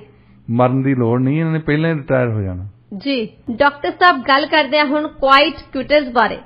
US ਹਿਊਮਨ ਰਿਸੋਰਸ ਪ੍ਰੋਫੈਸ਼ਨਲਸ ਅਨੁਸਾਰ ਜਦੋਂ EMPLOYEES ਜੌਬ ਦੇ ਪ੍ਰਤੀ ਦਿਲਚਸਪੀ ਘੱਟ ਦਿਖਾਉਂਦੇ ਨੇ ਜਾਂ ਫਿਰ ਆਪਣਾ 100% ਨਹੀਂ ਦਿੰਦੇ, ਤਾਂ ਉਹ ਅੰਦਰੋਂ ਅੰਦਰੀ ਕੁਇਟ ਕਰ ਰਹੇ ਹੁੰਦੇ ਆ। ਸਭ ਤੋਂ ਪਹਿਲਾਂ ਤਾਂ ਡਿਟੇਲ ਦੇ ਵਿੱਚ ਦੱਸੋ ਕਿ ਜਿਹੜੀ ਇਹ ਉਹਨਾਂ ਨੇ report US human resource professionals ਨੇ ਦਿੱਤੀ ਹੈਗੀ ਆ, ਇਹਦੇ ਵਿੱਚ ਉਹਨਾਂ ਨੇ ਕੀ ਡਿਸਕਸ ਕੀਤਾ। ਉਸ ਤੋਂ ਬਾਅਦ ਇਹ ਦੱਸੋ ਕਿ ਜਿਹੜੇ ਲੋਕ ਅੰਦਰੋਂ ਅੰਦਰੀ ਕੁਇਟ ਕਰਦੇ ਆ ਜੌਬ ਦੇ ਲਈ, ਉਹਦੇ ਕੀ ਰੀਜ਼ਨ ਹੋ ਸਕਦੇ ਆ। ਤੁਸੀਂ ਕਿਸੇ ਵੀ ਜਗ੍ਹਾ ਤੇ ਕੰਮ ਕਰਦੇ ਆ ਜਾਂ ਤੁਸੀਂ ਬਿਜ਼ਨਸ ਕਰਦੇ ਆ, ਤੁਹਾਨੂੰ ਕੁਝ ਕੁ ਬੰਦੇ ਨਜ਼ਰ ਆ ਜਾਣਗੇ ਜਿਹੜੇ ਬੈਠੇ ਜ਼ਰੂਰ ਆ, ਉਹਨਾਂ ਦੀ ਦੇਹ ਜ਼ਰੂਰ ਉੱਥੇ ਹੋਊਗੀ, ਫਿਜ਼ੀਕਲੀ ਬੈਠੇ ਹੁੰਦੇ ਆ, ਫਿਜ਼ੀਕਲੀ ਹੋਊਗਾ। ਤੁਹਾਨੂੰ ਲੱਗਦਾ ਵੀ ਉਹਨਾਂ ਨੇ ਇੱਕ ਆਫਿਸ ਦੇ ਵਿੱਚ ਉਸ ਆਫਿਸ ਨੂੰ ਆਕੂਪਾਈ ਕੀਤਾ ਹੈ, ਪਰ ਉਹਨਾਂ ਦਾ ਮਨ ਨਹੀਂ ਹੁੰਦਾ ਉੱਥੇ। ਹਾਂਜੀ, ਜਗ੍ਹਾ ਰੋਕੀ ਹੁੰਦੀ ਹੈ, ਸਿਰਫ ਜਗ੍ਹਾ ਰੋਕੀ ਹੁੰਦੀ, ਉਹ ਕਿਤੇ ਹੋਰ ਬੈਠੇ ਹੁੰਦੇ। ਸੋ ਜਦੋਂ ਵੀ ਕਹਿੰਦੇ ਕਿ ਜੇ ਕੰਮ ਕੋਈ ਕਰਦਾ EMPLOYEE ਨਾ, ਉਹ EMPLOYEE ਖੁਸ਼ ਤਰੀਕੇ ਨਾਲ ਫੁੱਲ ਪ੍ਰੋਡਕਟ ਵੀ 100% ਜਾਂ 110% ਵੀ ਦੇ ਸਕਦਾ ਜੇ ਉਹ ਉਸ ਚੀਜ਼ ਨੂੰ ਪਸੰਦ ਕਰਦਾ ਹੈ। ਹਾਂਜੀ। ਤੁਹਾਨੂੰ ਚੁਆਇਸ ਹੈ ਨਾ, ਜੇ ਘਰੇ ਦੇ ਵਿੱਚ ਬੈਠੇ ਆ, ਤੁਸੀਂ ਸੋਚਦੇ ਹੋ ਮੈਂ ਘਰ ਬੈਠਾ ਸੁਣਾ ਸਾਰਿਆਂ ਦੀਆਂ ਗੱਲਾਂ, ਜਿਹੜਾ ਬੰਦਾ ਕੰਮ ਨਹੀਂ ਕਰਦਾ ਨਾ, ਉਹਨੂੰ ਬੰਦੇ ਤੁਹਾਡੇ ਰਿਸ਼ਤੇਦਾਰ ਵੀ ਇਦਾਂ ਹੀ ਸੋਚਦੇ ਆ। ਉਹ ਸੋਚਦੇ ਆ ਵੀ ਚੱਲ ਇਹਨੂੰ ਲੈ ਚੱਲਦੇ ਆ, ਜੇ ਕਿਤੇ ਡਾਕਟਰ ਦੀ ਅਪੁਆਇੰਟਮੈਂਟ ਆ, ਕੁਛ ਵੀ ਕਰਾਉਣਾ ਹੋਵੇ ਤੁਹਾਨੂੰ ਲੈ ਕੇ ਤੁਰ ਪੈਣਗੇ। ਹਾਂਜੀ, ਇਹਨਾਂ ਨੂੰ ਪਤਾ ਕਿ ਵਿਹਲਾ ਹੀ ਆ, ਘਰ ਵਿਹਲਾ ਬੈਠਾ, ਕਹਿੰਦੇ ਨੇ ਵਿਹਲੀ ਰਨ ਪ੍ਰਾਹੁਣਿਆਂ ਜੋਗੀ ਜੀ। ਤੇ ਉਹਨੂੰ ਲੈ ਕੇ ਇੱਧਰ ਫਿਰਨਾ ਉੱਧਰ ਫਿਰਨਾ। ਦੂਜੇ ਫਿਰ ਜਿੱਦਾਂ ਪੰਜਾਬੀ ਦੇ ਇੱਕ ਲੈਕਚਰਰ ਨੇ ਲਿਖਿਆ ਆ, ਉਹਨੇ ਇੱਕ ਲੇਖ ਜਿਹਾ ਲਿਖਦਾ, ਉਹ ਕਹਿੰਦਾ ਕਿ ਮੈਂ ਸਾਰੀ ਉਮਰ ਪੜ੍ਹਾਉਂਦਾ ਰਿਹਾ ਕਾਲਜ ਦੇ ਵਿੱਚ, ਅਖੀਰ ਦੇ ਵਿੱਚ ਰਿਟਾਇਰਮੈਂਟ ਏਜ ਆ ਗਈ, ਉਹਨੂੰ ਰਿਟਾਇਰਮੈਂਟ ਹੋ ਗਈ, 58 ਦੀ ਹੋ ਜਾਂਦੀ ਉੱਥੇ। ਹਾਂਜੀ। ਤੇ ਉਸ ਦਿਨ ਫਿਰ ਉਹ ਘਰ ਰਹਿਣਾ ਸ਼ੁਰੂ ਹੋ ਗਿਆ, ਤੇ ਆਦਤ ਪਈ ਆ ਹੁਣ ਟਾਈਮ ਸਿਰ ਉੱਠਣ ਦੀ। ਤੁਹਾਨੂੰ 6 ਵਜੇ ਉੱਠਿਆ, 6 ਵਜੇ ਉੱਠ ਖੜਿਆ। ਕਹਿੰਦਾ ਮੈਂ 6 ਵਜੇ ਉੱਠ ਕੇ ਵਾਈਫ ਨੂੰ ਕਿਹਾ ਕਿ ਹੁਣ ਚਾਹ ਦਾ ਕੱਪ ਬਣਾਓ। ਉਹ ਕਹਿੰਦੀ ਕਿ ਹੁਣ ਕਿਹੜਾ ਬਣਾਉਣ ਜਾਣਾ, ਆਰਾਮ ਨਾਲ ਸੁੱਤੇ ਰਹੋ। ਉਹ ਹੁਣ ਬੰਦਾ ਦੁਖੀ ਦੇਖਦਾ ਵੀ ਠਾਂ ਵੀ ਮੈਨੂੰ ਤਾਂ ਜਾਗ ਆ ਗਈ, ਨੱਫ ਸੌਂ ਵੀ ਤੁਸੀਂ ਕਿੰਨਾ ਕੁ ਸਕਦੇ ਹੋ ਉਸ ਉਮਰ ਦੇ ਵਿੱਚ। ਉਹਨੇ ਚਾਹ ਬਣਾਈ, ਆਪੇ ਤੇ ਚਾਹ ਪੀਤੀ, ਫਿਰ ਉਹ ਵਿਚਾਰਾ ਤੁਰਨ ਚੱਲ ਗਿਆ, ਬਾਹਰ ਸੈਰ ਕਰਨ ਚੱਲ ਗਿਆ। ਸੈਰ ਕਰਕੇ ਘੰਟਾ 1.5 ਘੰਟਾ ਲਾ ਕੇ ਆਇਆ, ਤੇ ਉਹਦੀ ਵਾਈਫ ਨੇ ਉੱਠ ਕੇ TV ਲਾ ਕੇ ਬੈਠੀ ਹੈ। ਉਹ ਕਹਿੰਦਾ ਵੀ ਪਰੌਂਠਾ ਸ਼ੌਂਠਾ ਬਣਾਓ, ਕੋਈ ਬ੍ਰੇਕਫਾਸਟ ਭਾਲਦਾ ਹੋਣਾ। ਉਹ ਕਹਿੰਦੀ ਪਰੌਂਠਾ ਖਾਣਾ, ਹੁਣ ਤਾਂ ਰਿਟਾਇਰ ਆ ਤੁਸੀਂ ਠਹਿਰ ਕੇ ਖਾ ਲਿਓ। ਹਾਂਜੀ। ਦੁਪਹਿਰਾ ਹੋ ਹੀ ਜਾਣਾ, ਵੈਸੇ ਦੁਪਹਿਰੇ ਇਕੱਠੀ ਰੋਟੀ ਹੋ ਜਾਊਗੀ, ਨਾਲੇ ਬ੍ਰੇਕਫਾਸਟ ਵੀ ਹੋ ਜਾਊਗਾ, ਨਾਲੇ ਲੰਚ ਹੋ ਜਾਊਗਾ। ਹਾਂਜੀ। ਉਹਨੇ ਉੱਠ ਕੇ ਨਹਾਤਾ ਤੇ 2 ਕੇਲੇ ਖਾਧੇ ਤਾਂ ਕਾਲਜ ਜਾ ਵੜਿਆ।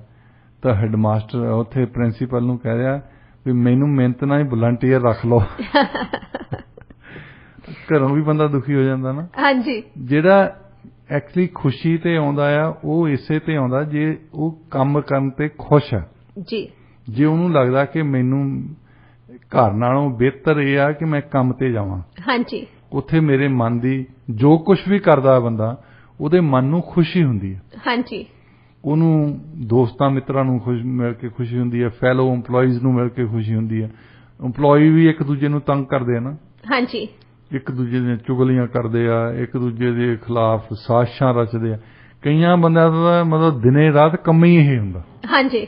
ਉਹਨਾਂ ਨੂੰ ਕੁਝ ਹੋਰ ਨਹੀਂ ਹੁੰਦਾ, ਆਪਣੀ ਲਾਈਫ ਬਾਰੇ ਨਹੀਂ ਉਹਨਾਂ ਨੂੰ ਪਤਾ ਹੁੰਦਾ ਜੀ। ਉਹਨਾਂ ਨੂੰ ਹੁੰਦਾ ਵੀ ਦੂਸਰੇ ਦੀ ਲਾਈਫ ਕਿੱਦਾਂ ਖਰਾਬ ਕਰਨੀ ਹੈ। ਹਾਂਜੀ। ਉਹ ਇਸ ਗੱਲ ਤੇ ਮਤਲਬ ਕਨਸੈਂਟਰੇਟ ਹੋਏ ਆ ਜੀ। ਇਹ ਤੁਸੀਂ ਹਰ ਇੱਕ ਆਫਿਸ ਦੇ ਵਿੱਚ ਦੇਖੋ ਇਹੀ ਪੋਲਿਟਿਕਸ ਚੱਲਦੀ ਹੁੰਦੀ ਹੈ। ਹਾਂਜੀ। ਅੱਛਾ, ਇਹਨਾਂ ਗੱਲਾਂ ਤੋਂ ਦੁਖੀ ਹੋ ਕੇ ਜਿਹੜੇ ਬੰਦੇ ਆ, ਹੁਣ ਦੂਸਰੇ ਪਾਸੇ ਦੇਖੋ ਜਿਹੜੇ ਬੰਦੇ ਐਕਚੁਅਲੀ ਮਜਬੂਰ ਆ, ਮਜਬੂਰੀ ਹੈਗੀ ਆ ਉਹਨਾਂ ਦੀ, ਉਹ ਕੰਮ ਕਰਨਾ ਪੈਂਦਾ ਉਹਨਾਂ ਨੂੰ, ਰੋਜੀ ਰੋਟੀ ਵੀ ਚਲਾਉਣੀ ਉਹਨਾਂ ਨੇ। ਔਰ ਆਉਂਦੇ ਆ ਜਦੋਂ ਪੈਰ ਹੀ ਬਾਹਰ ਦਰਾਂ ਦੇ ਵਿੱਚ ਸਰਦਲ ਤੋਂ ਕਹਿੰਦੇ ਪੈਰ ਟੱਪਣਾ ਹੈ ਨਾ, ਉਦੋਂ ਹੀ ਉਹ ਭਾਰੇ ਮਨ ਨਾਲ ਹੁੰਦੇ, ਦੁਖੀ ਹੋ ਕੇ, ਸਟ੍ਰੈਸ ਤੇ ਹੋ ਕੇ। ਜਿਹੜਾ ਬੰਦਾ ਸਟ੍ਰੈਸਡ ਹੋ ਕੇ ਘਰੋਂ ਹੀ ਤੁਰਿਆ ਉਹਨੇ ਦੱਸੋ ਵਰਕ ਪਰਫਾਰਮੈਂਸ ਕਿੰਨੀ ਕੁ ਹੋਣੀ ਉਹਦੀ ਜੀ, ਉਹਦੀ ਪ੍ਰੋਡਕਟਿਵਿਟੀ ਕਿੰਨੀ ਕੁ ਹੋਣੀ ਹੈ। ਹਾਂਜੀ। ਉਹਨੇ ਆਉਣਾ ਆ, ਜਿੰਨਾ ਕੁ ਉਹਨੂੰ ਕਰਨਾ ਹੀ ਪੈਣਾ ਉਹਨਾਂ ਕੀ ਕਰਦਾ ਜੀ, ਉਸ ਤੋਂ ਵੱਧ ਨਹੀਂ ਕਰੂਗਾ। ਡਾਕਟਰ ਸਾਹਿਬ ਕਈ ਕਾਰਨ ਹੁੰਦੇ ਆ, ਜਿਵੇਂ ਹੁਣ ਮੰਨ ਲਓ ਵੀ ਕਈ EMPLOYEES ਹੈਗੇ ਆ ਜਦੋਂ ਉਹਨਾਂ ਦੀ ਕੰਮ ਦੇ ਵਿੱਚ ਦਿਲਚਸਪੀ ਨਹੀਂ ਰਹਿੰਦੀ, ਉਹਦੇ ਵਿੱਚ ਉਹਨਾਂ ਨੂੰ ਇੱਕ ਮੋਟੀਵੇਸ਼ਨ ਵੀ ਚਾਹੀਦੀ ਹੁੰਦੀ ਆ ਆਫਿਸ ਦੇ ਵਿੱਚ। ਜਦੋਂ ਮੋਟੀਵੇਸ਼ਨ ਨਹੀਂ ਹੁੰਦੀ, ਕੋਈ ਇਨਸੈਂਟਿਵ ਨਹੀਂ ਹੁੰਦੇ ਹੈਗੇ, ਐਪਰੀਸੀਏਸ਼ਨ ਨਹੀਂ ਹੁੰਦੀ ਕੀਤੇ ਹੋਏ ਕੰਮ ਦੀ, ਤਾਂ ਉਸ ਤੋਂ ਬਾਅਦ ਹੌਲੀ ਹੌਲੀ ਕਰਕੇ ਬੰਦਾ ਅੰਦਰ ਤੋਂ ਨਾ ਕੁਇਟ ਕਰਨਾ ਸ਼ੁਰੂ ਕਰ ਦਿੰਦਾ ਕਿ ਚਾਹੇ ਤੁਸੀਂ ਜਿੰਨਾ ਮਰਜ਼ੀ ਕੰਮ ਕਰ ਲਓ, ਐਂਡ ਆਫ ਦਾ ਡੇ ਤੁਹਾਨੂੰ ਕਿਸੇ ਨੇ ਵੀ ਇਹ ਨਹੀਂ ਕਹਿਣਾ ਹੈਗਾ ਕਿ ਤੁਸੀਂ ਵਧੀਆ ਕੰਮ ਕੀਤਾ। ਕਿਉਂਕਿ ਦੇਖੋ ਜੇ ਕੋਈ ਬੰਦਾ ਜ਼ਿਆਦਾ ਕੰਮ ਕਰਦਾ, ਜੇ ਤੁਸੀਂ ਉਹਨੂੰ 2 ਸ਼ਬਦ ਬੋਲ ਦੋ ਨਾ, ਜਸਟ ਪ੍ਰੇਜ਼ ਕਰ ਦੋ, ਤੁਸੀਂ ਉਹਨੂੰ ਕੋਈ ਇਦਾਂ ਨਹੀਂ ਕਿ ਬਹੁਤ ਮੋਨਿਟਰੀ ਕੋਈ ਬੈਨੀਫਿਟ ਦੇਣੇ ਹੈਗੇ ਆ, ਉਹ ਚੀਜ਼ਾਂ ਵੀ ਬਹੁਤ ਮੈਟਰ ਕਰਦੀਆਂ ਨੇ। ਦੇਖੋ ਇਹ ਤਾਂ ਹੈਗੀ ਆ EMPLOYERS ਦੀ, EMPLOYER ਹੈਗੇ ਆ, ਕਈ ਬੰਦਿਆਂ ਨੂੰ ਪਤਾ ਹੁੰਦਾ, ਅਸੀਂ ਲੀਡਰਸ਼ਿਪ ਦੀ ਗੱਲ ਕਰਦੇ ਨੇ। ਹਾਂਜੀ। ਕਈਆਂ ਲੀਡਰਸ ਨੂੰ ਪਤਾ ਕਿ ਮੈਂ ਜਿਹੜੇ ਫਾਲੋ ਮੈਨੂੰ ਲੋਕੀ ਕਰ ਰਹੇ ਆ ਉਹਨਾਂ ਦੇ ਵਿੱਚੋਂ ਬੈਸਟ ਕਿੱਦਾਂ ਕੱਢਣਾ ਹੈ। ਹਾਂਜੀ। ਉਹਨਾਂ ਦੇ ਵਿੱਚ ਬੈਸਟ ਵੀ ਹੁੰਦਾ, ਵਰਸਟ ਵੀ ਹੁੰਦਾ ਜੀ, ਬਿਲਕੁਲ, ਚੰਗੀਆਂ ਚੀਜ਼ਾਂ ਵੀ ਮਾੜੀਆਂ ਚੀਜ਼ਾਂ ਵੀ। ਚੰਗੀ ਚੀਜ਼ ਇਹ ਚੋਂ ਕਿੱਦਾਂ ਕੱਢਣੀ ਆ ਤੇ ਇਹਨੂੰ ਕੰਪਨੀ ਲਈ ਕਿੱਦਾਂ ਯੂਜ਼ ਕਰਨਾ ਜਾਂ ਸਰਕਾਰ ਲਈ ਕਿੱਦਾਂ ਯੂਜ਼ ਕਰਨਾ, ਉਹ ਹੈਗਾ EMPLOYER ਤੇ ਡਿਪੈਂਡ ਕਰਦਾ। ਹਾਂਜੀ। ਅੱਛਾ, ਤੁਸੀਂ ਗੱਲ ਕੀਤੀ ਹੈ ਕਿ ਹੁਣ ਕੋਈ ਨਾ ਕੋਈ ਸਾਈਕੋਲੋਜੀਕਲ ਤਰੀਕਾ ਹੋਣਾ ਚਾਹੀਦਾ ਜਿਹੜਾ ਅਪਰੀਸ਼ੀਏਟ ਕਰੇ ਕਿਸੇ ਨੂੰ ਜੀ। ਅਸੀਂ ਆ ਦੇਖਦੇ ਹਾਂ ਹੁਣ ਬੱਚਿਆਂ ਦੇ ਸਕੂਲੇ ਜਾਂਦੇ ਆ, ਉਹਨਾਂ ਨੂੰ ਮਾੜਾ ਜਿਹਾ ਕੰਮ ਕਰਦੇ ਉਹਨਾਂ ਨੂੰ ਕੁਝ ਲਿਖ ਕੇ ਸਰਟੀਫਿਕੇਟ ਦਿੰਦੇ ਆ। ਕੋਈ ਉਹਨਾਂ ਨੇ ਕਾਰ ਤਾਂ ਦੇ ਨਹੀਂ ਦਿੱਤੀ ਨਾ ਘਰ ਦੇ ਦਿੱਤਾ, ਇੱਕ ਪੇਪਰ ਹੀ ਦਿੱਤਾ ਨਾ, ਉਹ ਪੇਪਰ ਆ ਕੇ ਖੁਸ਼ੀ ਨਾਲ ਦਿਖਾਉਂਦੇ ਘਰਦਿਆਂ ਨੂੰ ਬੱਚੇ ਕਿ ਮੈਨੂੰ ਆਹ ਦੇਖੋ ਮੈਨੂੰ ਅਪਰੀਸ਼ੀਏਸ਼ਨ ਸਰਟੀਫਿਕੇਟ ਮਿਲਿਆ ਮੈਨੂੰ ਜੀ। ਹੁਣ ਆਮ ਤੁਸੀਂ EMPLOYER ਦੇ ਜਾਓ, ਉਹਨਾਂ ਨੇ ਫੋਟੋ ਟੰਗੀ ਹੁੰਦੀ ਹੈ EMPLOYEE ਆਫ ਦੀ ਮੰਥ, ਹਾਂਜੀ, EMPLOYEE ਆਫ ਦੀ ਵੀਕ ਜੀ, EMPLOYEE ਆਫ ਦੀ ਈਅਰ। ਹਾਂਜੀ। ਉਹ ਵੀ EMPLOYEES ਨੂੰ ਇੱਕ ਉਤਸ਼ਾਹਿਤ ਕਰਨ ਵਾਲੀ ਗੱਲ ਹੈ, ਉਹ ਬਾਕੀਆਂ ਨੂੰ ਵੀ ਉਤਸ਼ਾਹਿਤ ਕਰਦੀ ਆ ਕਿ ਇਹਨਾਂ ਨੇ ਕੁਝ ਕੰਟਰੀਬਿਊਸ਼ਨ ਕੀਤੀ ਹੈ, ਉਹਨੂੰ ਅਸੀਂ ਅਪਰੀਸ਼ੀਏਟ ਕਰ ਰਹੇ ਹਾਂ, ਉਹਨੂੰ ਥੈਂਕਸ ਕਰ ਰਹੇ ਹਾਂ ਅਸੀਂ। ਹਾਂਜੀ। ਸਿੰਪਲੀ ਇਹ ਮਤਲਬ ਕੋਈ ਜਿਹੜੇ ਤੁਸੀਂ ਕਹਿੰਦੇ ਕੁਆਇਟ ਕੁਇਟਰਸ ਆ ਨਾ, ਇਹ ਤੇ ਦੋਹਾਂ EMPLOYEE ਦਾ ਤੇ EMPLOYER ਦਾ ਬਰਾਬਰ ਦਾ ਹਿੱਸਾ ਹੈ ਜੀ। ਦੇਖੋ ਡਾਕਟਰ ਸਾਹਿਬ, ਜਿਵੇਂ ਹੁਣ ਪੈਂਡੈਮਿਕ ਦੇ ਦੌਰਾਨ ਜਾਂ ਵੈਸੇ ਵੀ ਜਦੋਂ ਲੇ ਆਫ ਹੋ ਜਾਂਦੀ ਹੈ ਆਫਿਸ ਦੇ ਵਿੱਚ ਸਟਾਫ ਘੱਟ ਜਾਂਦਾ ਹੈ ਨਾ, ਪਰ ਕੰਮ ਤਾਂ ਉਨਾ ਹੀ ਹੁੰਦਾ। ਪਰ ਇਹ ਵੀ ਇਸ ਰਿਪੋਰਟ ਦੇ ਵਿੱਚ ਇਹ ਵੀ ਸਾਹਮਣੇ ਗੱਲ ਆਈ ਹੈ ਕਿ ਜਦੋਂ ਕੰਮ ਦਾ ਬੋਝ ਵੀ ਵੱਧਦਾ ਨਾ EMPLOYEES ਦੇ ਉੱਪਰ, ਫਿਰ ਵੀ ਉਹ ਅੰਦਰ ਤੋਂ ਕਿੱਟ ਕਰਨਾ ਸ਼ੁਰੂ ਕਰਦੇ, ਕਿਉਂਕਿ ਕੰਮ ਦਾ ਬੋਝ ਤਾਂ ਵੱਧ ਜਾਂਦਾ ਪਰ ਜਿਹੜੀ ਉਹਨਾਂ ਦੀ ਪੇ ਹੁੰਦੀ ਆ ਉਹ ਉੱਥੇ ਹੀ ਰਹਿੰਦੀ ਆ।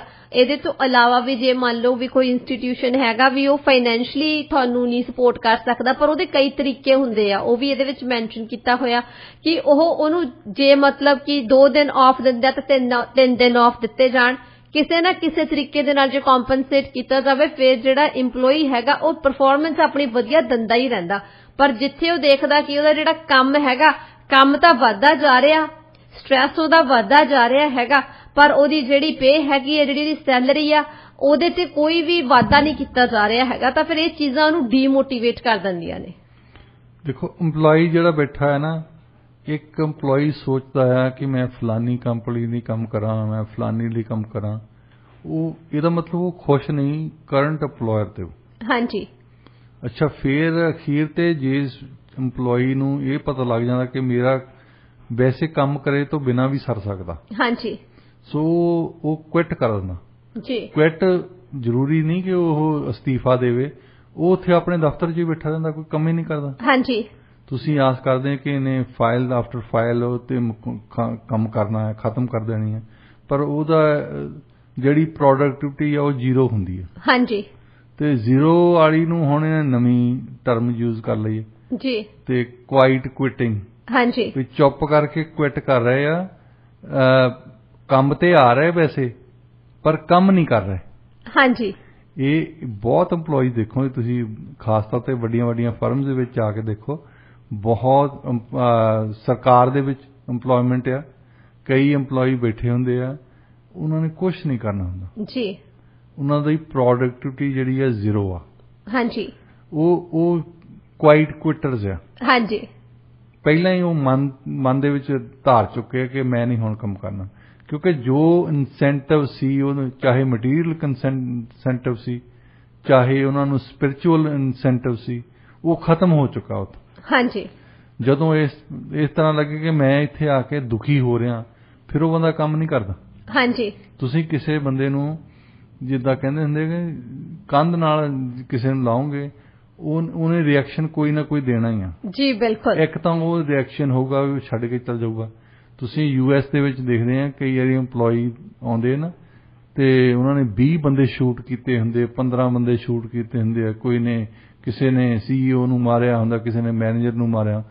ਕਈ ਬੰਦੇ ਮਤਲਬ ਇਸ ਹੱਦ ਤਾਈਂ ਦੁਖੀ ਹੋ ਗਏ ਆ EMPLOYMENT ਤੋਂ ਹੀ, ਆਪਣਾ ਕੰਮ ਕਰਦੇ ਹੀ, ਕਿ ਉਹ ਇਹ ਵੀ ਉਹਨਾਂ ਨੂੰ ਪਤਾ ਹੈ ਕਿ ਮੈਂ ਮਾਰਨਾ ਹੈ, ਜਾਂ ਮੈਨੂੰ ਮਰਨਾ ਪੈਣਾ, ਜਾਂ ਫਿਰ ਮੈਨੂੰ ਜੇਲ੍ਹ ਜਾਣਾ ਪੈਣਾ। ਹਾਂਜੀ। ਉਹ ਇਹ ਪ੍ਰੈਫਰੈਂਸ ਦਿੰਦੇ, ਕੋਈ ਗੱਲ ਨਹੀਂ ਮੈਂ ਜੇਲ੍ਹ ਚੱਲ ਜਾਊਂਗਾ, ਪਰ ਇਹਨੂੰ ਬੰਦਾ ਬਣਾ ਦੂੰਗਾ। ਹਾਂਜੀ। ਇਹਦਾ ਮਤਲਬ ਜਿਹੜਾ ਬੰਦਾ ਮੈਨੇਜਰ ਦਾ ਰੋਹ ਪਾ ਰਿਹਾ ਸੀ, CEO ਦਾ ਰੋਹ ਪਾ ਰਿਹਾ ਸੀ, ਉਹਨੂੰ ਇੱਕ ਗੱਲ ਸੋਚਣੀ ਚਾਹੀਦੀ ਕਦੇ ਵੀ ਇਹ ਕਿਸੇ ਵੀ ਬੰਦੇ ਨੂੰ ਕੰਧ ਨਾਲ ਨਹੀਂ ਲਾਉਣਾ ਚਾਹੀਦਾ। ਹਾਂਜੀ। ਇਹ EMPLOYE ਉਹ ਆ ਜਿਨ੍ਹਾਂ ਨੂੰ ਕੰਧ ਨਾਲ ਲਾਇਆ ਹੈ। ਹਾਂਜੀ। ਕੁਆਇਟ ਕੁਇਟਰਸ ਉਹ ਆ। ਜੀ ਬਿਲਕੁਲ ਸਹੀ ਕਿਹਾ ਤੁਸੀਂ ਡਾਕਟਰ ਸਾਹਿਬ। EMPLOYERS ਨੂੰ ਚਾਹੀਦਾ ਕਿ ਉਹ ਇਹੋ ਜਿਹਾ ਹੀ ਮਾਹੌਲ ਕ੍ਰੀਏਟ ਕਰਨ ਕੰਮ ਦੇ ਉੱਪਰ ਕਿ ਸਾਰੇ ਜਾਣੇ ਵਧੀਆ ਤਰੀਕੇ ਦੇ ਨਾਲ ਆਪਣੀ ਪਰਫਾਰਮੈਂਸ ਦੇਣ। ਡਾਕਟਰ ਸਾਹਿਬ, ਹੁਣ ਗੱਲ ਕਰਦੇ ਹਾਂ ਆਪਾਂ US ਦੀ। ਨਿਊ ਔਰਲੀਨਜ਼ ਦੀ ਮੇਅਰ ਆ, ਉਹਨੇ ਨਾ ਲਗਜ਼ਰੀ ਫਲਾਈਟਸ ਲਈਆਂ ਸੀ ਜਿਹਦੇ ਤੇ $30,000 ਉਹਨੇ ਸਪੈਂਡ ਕੀਤੇ, ਤੇ ਜਦੋਂ ਉਹਨਾਂ ਨੂੰ ਸਵਾਲ ਪੁੱਛਿਆ ਗਿਆ ਤਾਂ ਉਹਨਾਂ ਨੇ ਬੜੀ ਕਮਾਲ ਦਾ ਡਿਫੈਂਸ ਦਿੱਤਾ।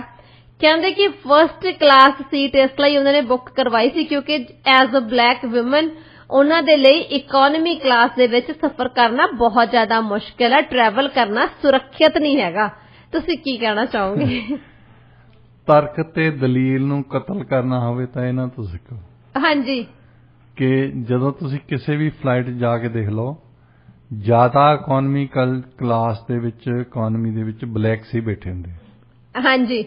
ਜੇ ਉਹ ਖਤਰਨਾਕ ਹੈ ਤਾਂ ਇਹਨਾਂ ਨੂੰ ਦੱਸੋ ਵੀ ਹੋਰ ਕਿਹੜੀ ਚੀਜ਼ ਹੈ ਜਿੱਥੇ ਸੁਰੱਖਿਅਤ ਹੈ ਤੁਸੀਂ। ਹਾਂਜੀ।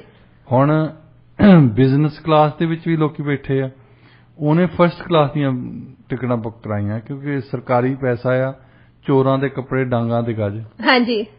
ਫਸਟ ਕਲਾਸ ਦੇ ਵਿੱਚ ਤੁਹਾਨੂੰ ਆਲਮੀ ਪ੍ਰਾਈਵੇਟ ਸਪੇਸ ਦਿੰਦੇ ਆ ਕਿਉਂਕਿ ਸਾਰੀਆਂ 에ਅਰਲਾਈਨਸ ਦੇ ਕੋਲ ਨਹੀਂ ਹੁੰਦੇ, ਖਾਸ ਤੌਰ ਤੇ ਖਾਸ ਪਲੇਨਸ ਦੇ ਵਿੱਚ ਫਸਟ ਕਲਾਸ ਸਰਵਿਸ ਦਿੰਦੇ ਆ। ਹਾਂਜੀ। ਤੇ ਉਹ ਬੜੀ ਆਲਾ ਕਿਸਮ ਦੀ ਸਰਵਿਸ ਹੈ, ਤੁਹਾਨੂੰ ਪ੍ਰਾਈਵੇਟ ਰੂਮ ਦਿੰਦੇ, ਪ੍ਰਾਈਵੇਟ ਹੀ ਸਟਿਊਰਡ ਇੱਕ ਲਾਉਂਦੇ ਆ ਉੱਤੇ ਕਿ ਤੁਸੀਂ ਜਿੱਦਾਂ ਅਸੀਂ ਨਰਸ ਨੂੰ ਸੱਦਦੇ ਹਾਂ, ਤੁਸੀਂ ਕਦੇ ਵੀ ਉਹਨੂੰ ਉਹ ਤੁਹਾਡੇ ਖੜਾ ਹੀ ਰਹਿੰਦਾ ਉੱਥੇ, ਖੜੀ ਜਾਂ ਉਹ ਔਰਤ ਖੜੀ ਰਹਿੰਦੀ ਹੈ। ਫਿਰ ਉਹਨਾਂ ਨੇ ਤੁਹਾਨੂੰ ਕੰਮ ਕਰਨ ਲਈ ਜੇ ਤੁਸੀਂ ਬੈਠ ਕੇ ਕੋਈ ਕੰਮ ਕਰਨਾ ਆ, ਆਫਿਸ ਦਿੰਦੇ ਆ ਐਕਚੁਅਲੀ, ਯੂ ਕੈਨ ਸਿਟ, ਤੁਹਾਡੇ ਉੱਥੇ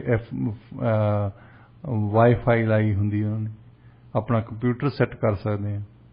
ਸੋ ਲਗਜ਼ਰੀ ਨੂੰ ਆਨੰਦ ਮਾਣਨ ਲਈ ਇਹਨਾਂ ਨੇ ਇੱਕ ਡਿਫੈਂਸ ਮੈਕੈਨਿਜ਼ਮ ਜਿਹੜਾ ਸੁਣਾਇਆ ਨਾ ਕਿ ਇੱਕ ਔਰਤ ਨੂੰ, ਖਾਸ ਤੌਰ ਤੇ ਬਲੈਕ ਔਰਤ ਨੂੰ, ਕਾਲੀ ਔਰਤ ਨੂੰ ਇਕਨੋਮੀ ਦੇ ਵਿੱਚ ਸੁਰੱਖਿਅਤ ਨਹੀਂ। ਹਾਂਜੀ। ਹੁਣ ਇਕੋਨਮੀ ਦੇ ਵਿੱਚ ਤਾਂ ਬੰਦੇ ਬਹੁਤ ਬੈਠੇ ਹੁੰਦੇ ਆ, ਹਾਂਜੀ ਉੱਥੇ ਤਾਂ ਤੁਹਾਨੂੰ ਕੋਈ ਛਡਾਉਣਾ ਹੀ ਆ ਜਾਊਗਾ। ਹਾਂਜੀ ਜਿਹੜਾ ਫਰਸਟ ਕਲਾਸ ਦੇ ਵਿੱਚ ਇਕੱਲਾ ਹੀ ਬੰਦਾ ਬੈਠਾ ਹੁੰਦਾ, ਉਹਨੂੰ ਤਾਂ ਜਿਹੜਾ ਮਰਜ਼ੀ ਫੜ ਕੇ ਜਾ ਕੇ ਢਾਲਵੇ। ਹਾਂਜੀ ਬਿਲਕੁਲ ਸਹੀ ਕਿਹਾ। ਜਿਹੜੇ ਇਹਨਾਂ ਦਾ ਲੌਜਿਕ ਆ, ਜਿਹੜੀ ਤਰਕ ਤੇ ਦਲੀਲ ਆ ਨਾ, ਉਹ ਠੀਕ ਹੈ ਵੀ ਤੁਸੀਂ ਕਹਿ ਲਓ ਵੀ ਮੈਂ ਮੇਅਰ ਆ, ਮੈਂ ਡਿਸਾਈਡ ਕਰਦੀ ਆ, ਮੇਅਰ ਦੇ ਤੌਰ ਤੇ ਮੈਂ ਸਵਿਟਜ਼ਰਲੈਂਡ ਵੀ ਗਈ ਆ, ਮੈਨੂੰ ਫਰਾਂਸ ਵੀ ਜਾਣਾ ਪਿਆ, ਸੈਮੀਨਾਰ ਲਾਉਣੇ ਪੈਂਦੇ ਆ, ਤੁਸੀਂ ਡਿਫੈਂਸ ਕਰੋ, ਸਟ੍ਰੇਟ ਫਾਰਵਰਡ ਦੱਸੋ ਵੀ ਕੋਈ ਗੱਲ ਨਹੀਂ, ਐਜ਼ ਅ ਐਗਜ਼ੈਕਟਿਵ ਹੈਡ ਮੈਂ ਜਾਨੀ ਆ ਤੇ ਇੱਥੇ ਸਾਡੇ ਸਿਟੀ ਤੋਂ ਪੈਸੇ ਹੈਗੇ ਆ, ਪਰ ਉਹ ਰੈਗੂਲੇਸ਼ਨ ਦੇ ਹਿਸਾਬ ਨਾਲ ਉਹਨਾਂ ਨੇ ਆਪਣਾ ਰੈਗੂਲੇਸ਼ਨ ਲਾਇਆ ਆ ਵੀ ਤੁਸੀਂ ਕੋਸ਼ਿਸ਼ ਕਰੋ ਘੱਟ ਤੋਂ ਘੱਟ ਪੈਸੇ ਖਰਚਣ ਦੀ। ਹਾਂਜੀ, ਜਿਹੜੀ ਉਹਨਾਂ ਦੀ ਟਰੈਵਲ ਪਾਲਿਸੀ ਹੈਗੀ ਹੈ ਨਿਊ ਆਰਲੀਨਜ਼ ਵਾਲਿਆਂ ਦੀ ਸਿਟੀ ਦੀ, ਉਹਨਾਂ ਨੇ ਇਹ ਕਿਹਾ ਹੋਇਆ ਕਿ ਸਸਤੀ ਤੋਂ ਸਸਤੀ ਟਿਕਟ ਬਾਏ ਕਰਕੇ ਜਾਣੀ ਹੈ ਜੇ ਉਹਨਾਂ ਨੂੰ ਟਰੈਵਲ ਕਰਨਾ ਕਿਤੇ ਪੈ ਜਾਂਦਾ।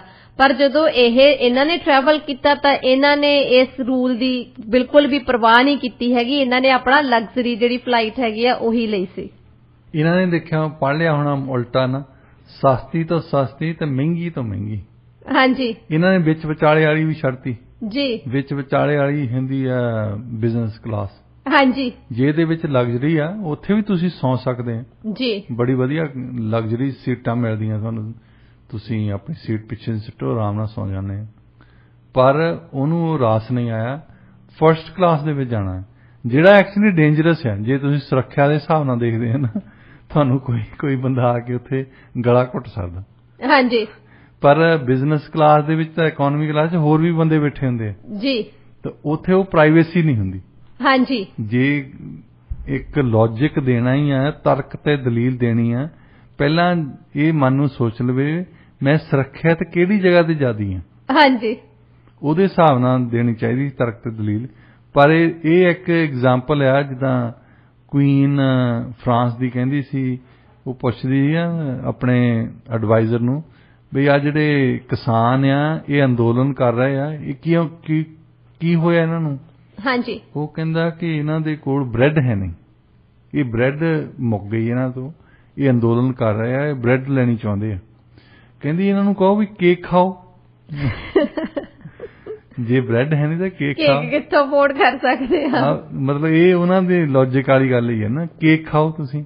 ਡਾਕਟਰ ਸਾਹਿਬ ਦੇਖੋ, ਲੌਜਿਕ ਤਾਂ ਕਈ ਬੰਦੇ ਬੜੇ ਹੀ ਕਮਾਲ ਦਾ ਦਿੰਦੇ ਆ। ਵੈਸੇ ਜੇ ਆਪਾਂ ਇਹਨਾਂ ਦਾ ਵੀ ਕੇਸ ਦੇਖ ਲੈਂਦੇ ਆ, ਇਹ ਮਾਰਚ ਦੇ ਵਿੱਚ ਵੀ ਇਹਨਾਂ ਨੇ ਟਰੈਵਲ ਕੀਤਾ ਸੀਗਾ, ਜਿਹੜੀ ਟਿਕਟ ਇਹਨਾਂ ਨੇ $250 ਦੀ ਲਈ ਸੀ, ਇਹਨਾਂ ਦੇ ਸਟਾਫ ਵਾਲੇ ਵੀ ਗਏ ਸੀ, ਉਹਨਾਂ ਨੇ $300 ਵਾਲੀ ਟਿਕਟ ਲੈ ਕੇ ਟਰੈਵਲ ਕਰ ਲਿਆ ਸੀ, ਜਿਹੜਾ ਇਹ ਬਿਜ਼ਨਸ ਟ੍ਰਿਪ ਦੇ ਉੱਪਰ ਬਾਹਰ ਗਿਆ ਸੀ, ਤੇ ਇਹਨਾਂ ਦੀ ਸੀਗੀ ਕਾਸਟ ਕੀਤੀ $250। ਤੇ ਡਿਫੈਂਸ ਦੇ ਵਿੱਚ ਦੇਖ ਲਓ, ਸਿਰਫ ਇਹਨੇ ਕਹਿੰਦੇ ਆ ਕਿ ਸੁਰੱਖਿਅਤ ਨਹੀਂ ਹੈਗੇ, ਸੁਰੱਖਿਅਤ ਮਹਿਸੂਸ ਨਹੀਂ ਕਰਦੇ ਇਕਨੋਮੀ ਕਲਾਸ ਦੇ ਵਿੱਚ। ਦੇਖੋ ਅਜੇ ਉਹ ਮੇਅਰ ਹੀ ਆ, ਤੇ ਜਿੱਦਾਂ ਪਲੋਸੀ ਕਹਿੰਦੀ ਹੁੰਦੀ ਸੀ ਪਹਿਲੀ ਵਾਰੀ ਜਦੋਂ ਸਪੀਕਰ ਬਣੇ ਨਾ, ਉਹਨਾਂ ਨੂੰ ਇਤਰਾਜ਼ ਸੀ। ਉੱਦਾਂ ਵੈਸੇ ਜਦੋਂ ਅਸੀਂ ਕਹਿੰਦੇ ਕਿ ਪ੍ਰੈਜ਼ੀਡੈਂਟ ਤੋਂ, ਜੇ ਪ੍ਰੈਜ਼ੀਡੈਂਟ ਨੂੰ ਕੁਝ ਹੋ ਜਾਵੇ, ਵਾਈਸ ਪ੍ਰੈਜ਼ੀਡੈਂਟ ਬਣ ਜਾਊਗਾ। ਤੀਸਰੇ ਨੰਬਰ ਤੇ ਹਾਊਸ ਸਪੀਕਰ ਹੈ। ਹਾਂਜੀ, ਪਲੋਸੀ ਦਾ ਤੀਸਰਾ ਨੰਬਰ ਸੀ। ਹਾਂਜੀ, ਤੇ ਉਹਦਾ ਇਤਰਾਜ਼ ਸਭ ਤੋਂ ਵੱਡਾ ਇਹ ਹੀ ਸੀ। ਅੱਛਾ, ਵੱਡੀ ਗੱਲ ਇਹ ਹੈ, ਇਹ ਡੈਮੋਕ੍ਰੈਟਿਕ ਪਾਰਟੀ ਦੇ ਆ ਸਾਰੇ। ਹਾਂਜੀ, ਡੈਮੋਕ੍ਰੈਟਿਕ ਪਾਰਟੀ ਜਿਹੜੀ ਹੈ ਕਹਿੰਦੀ ਹੈ ਅਸੀਂ ਗਰੀਬਾਂ ਦੀ ਪਾਰਟੀ ਹਾਂ, ਆਮ ਆਦਮੀ ਦੀ ਪਾਰਟੀ। ਇਹ ਉਹਨੂੰ ਆਬਜੈਕਸ਼ਨ ਸੀ ਕਿ ਮੇਰਾ ਪਲੇਨ ਜਿਹੜਾ ਮੈਨੂੰ ਦਿੱਤਾ ਆ, ਇਹ ਪ੍ਰੈਜ਼ੀਡੈਂਟ ਦੇ ਪਲੇਨ ਨਾਲੋਂ ਕਿਉਂ ਛੋਟਾ ਆ? ਹਾਂਜੀ, ਦੱਸੋ ਵੀ ਪ੍ਰੈਜ਼ੀਡੈਂਟ ਤਾਂ ਪ੍ਰੈਜ਼ੀਡੈਂਟ ਆ, ਤੂੰ ਅਗਲੀ ਵਾਰ ਨੂੰ ਪ੍ਰੈਜ਼ੀਡੈਂਟ ਲਈ ਖੜ ਜਾਈਂ। ਹਾਂਜੀ, ਜੇ ਵੱਡਾ ਪਲੇਨ ਲੈਣਾ ਤਾਂ। ਜੀ, ਪ੍ਰੈਜ਼ੀਡੈਂਟ ਤਾਂ ਕਹਿੰਦੇ ਨੇ ਫਰਸਟ ਫੈਮਿਲੀ ਦਾ ਹੈਡ ਆ। ਹਾਂਜੀ, ਚੀਫ ਐਗਜ਼ੈਕਟਿਵ ਆ। ਜੀ, ਤੇਰੀ ਤੀਜੇ ਨੰਬਰ ਤੇ ਵਾਰੀ ਆਉਣੀ ਹੈ। ਹਾਂਜੀ, ਤੇ ਤੀਜੇ ਨੰਬਰ ਵਾਲੀ ਨੂੰ ਫਿਰ ਤੀਜੇ ਨੰਬਰ ਵਾਲਾ ਪਲੇਨ ਮਿਲਣਾ। ਹਾਂਜੀ, ਬਿਲਕੁਲ। ਸੋ ਇਹ ਖਾਸ ਤੌਰ ਤੇ ਉਹਨਾਂ ਲਈ ਕਿ ਜਿਹੜੇ ਆਪਣੇ ਆਪ ਨੂੰ ਗਰੀਬਾਂ ਦਾ ਮਸੀਹਾ ਕਹਿੰਦੇ ਆ। ਹਾਂਜੀ, ਗਰੀਬਾਂ ਦੇ ਨਾਲ ਬੈਠ ਨਹੀਂ ਸਕਦੇ ਇਹ। ਹਾਂਜੀ, ਕਿਉਂਕਿ ਇਕਨੋਮੀ ਦੇ ਵਿੱਚ ਤਾਂ ਗਰੀਬ ਲੋਕ ਹੀ ਬੈਠੇ ਹੋਣੇ ਆ। ਉੱਥੇ ਤਾਂ ਇਹਨਾਂ ਨੂੰ ਪ੍ਰੋਬਲਮ ਹੁੰਦੀ ਹੈ ਡਾਕਟਰ ਸਾਹਿਬ। ਉਹ ਵੀ ਅਮਰੀਕਾ ਦੇ ਗਰੀਬ, ਕਿ ਹਿੰਦੁਸਤਾਨ ਦੇ ਗਰੀਬਾਂ ਦੇ ਕੋਲ ਤਾਂ ਇਕਨੋਮੀ ਨਹੀਂ ਜਾ ਨਹੀਂ ਹੁੰਦਾ। ਹਾਂਜੀ, ਤਾਂ ਬੱਸਾਂ 'ਚ ਹੀ ਬੈਠੇ ਹੁੰਦੇ, ਗੱਡੀਆਂ 'ਚ ਬੈਠੇ ਹੁੰਦੇ। ਜੀ, ਉਹਨਾਂ ਤੋਂ ਫਿਰ ਡਰਦੇ ਫਰਸਟ ਕਲਾਸ ਜਾਣਗੇ, ਐਗਜ਼ੈਕਟਿਵ ਕਲਾਸ ਦੇ ਵਿੱਚ ਜਾਣਗੇ ਵੀ ਇਹ ਸਾਨੂੰ ਆਮ ਲੋਕਾਂ ਦੇ ਨਾਲ ਬੈਠਣਾ ਪਵੇ। ਇਹ ਆਮ ਆਦਮੀ ਦੀ ਪਾਰਟੀ ਆ, ਇਹ ਡੈਮੋਕ੍ਰੈਟਿਕ ਪਾਰਟੀ।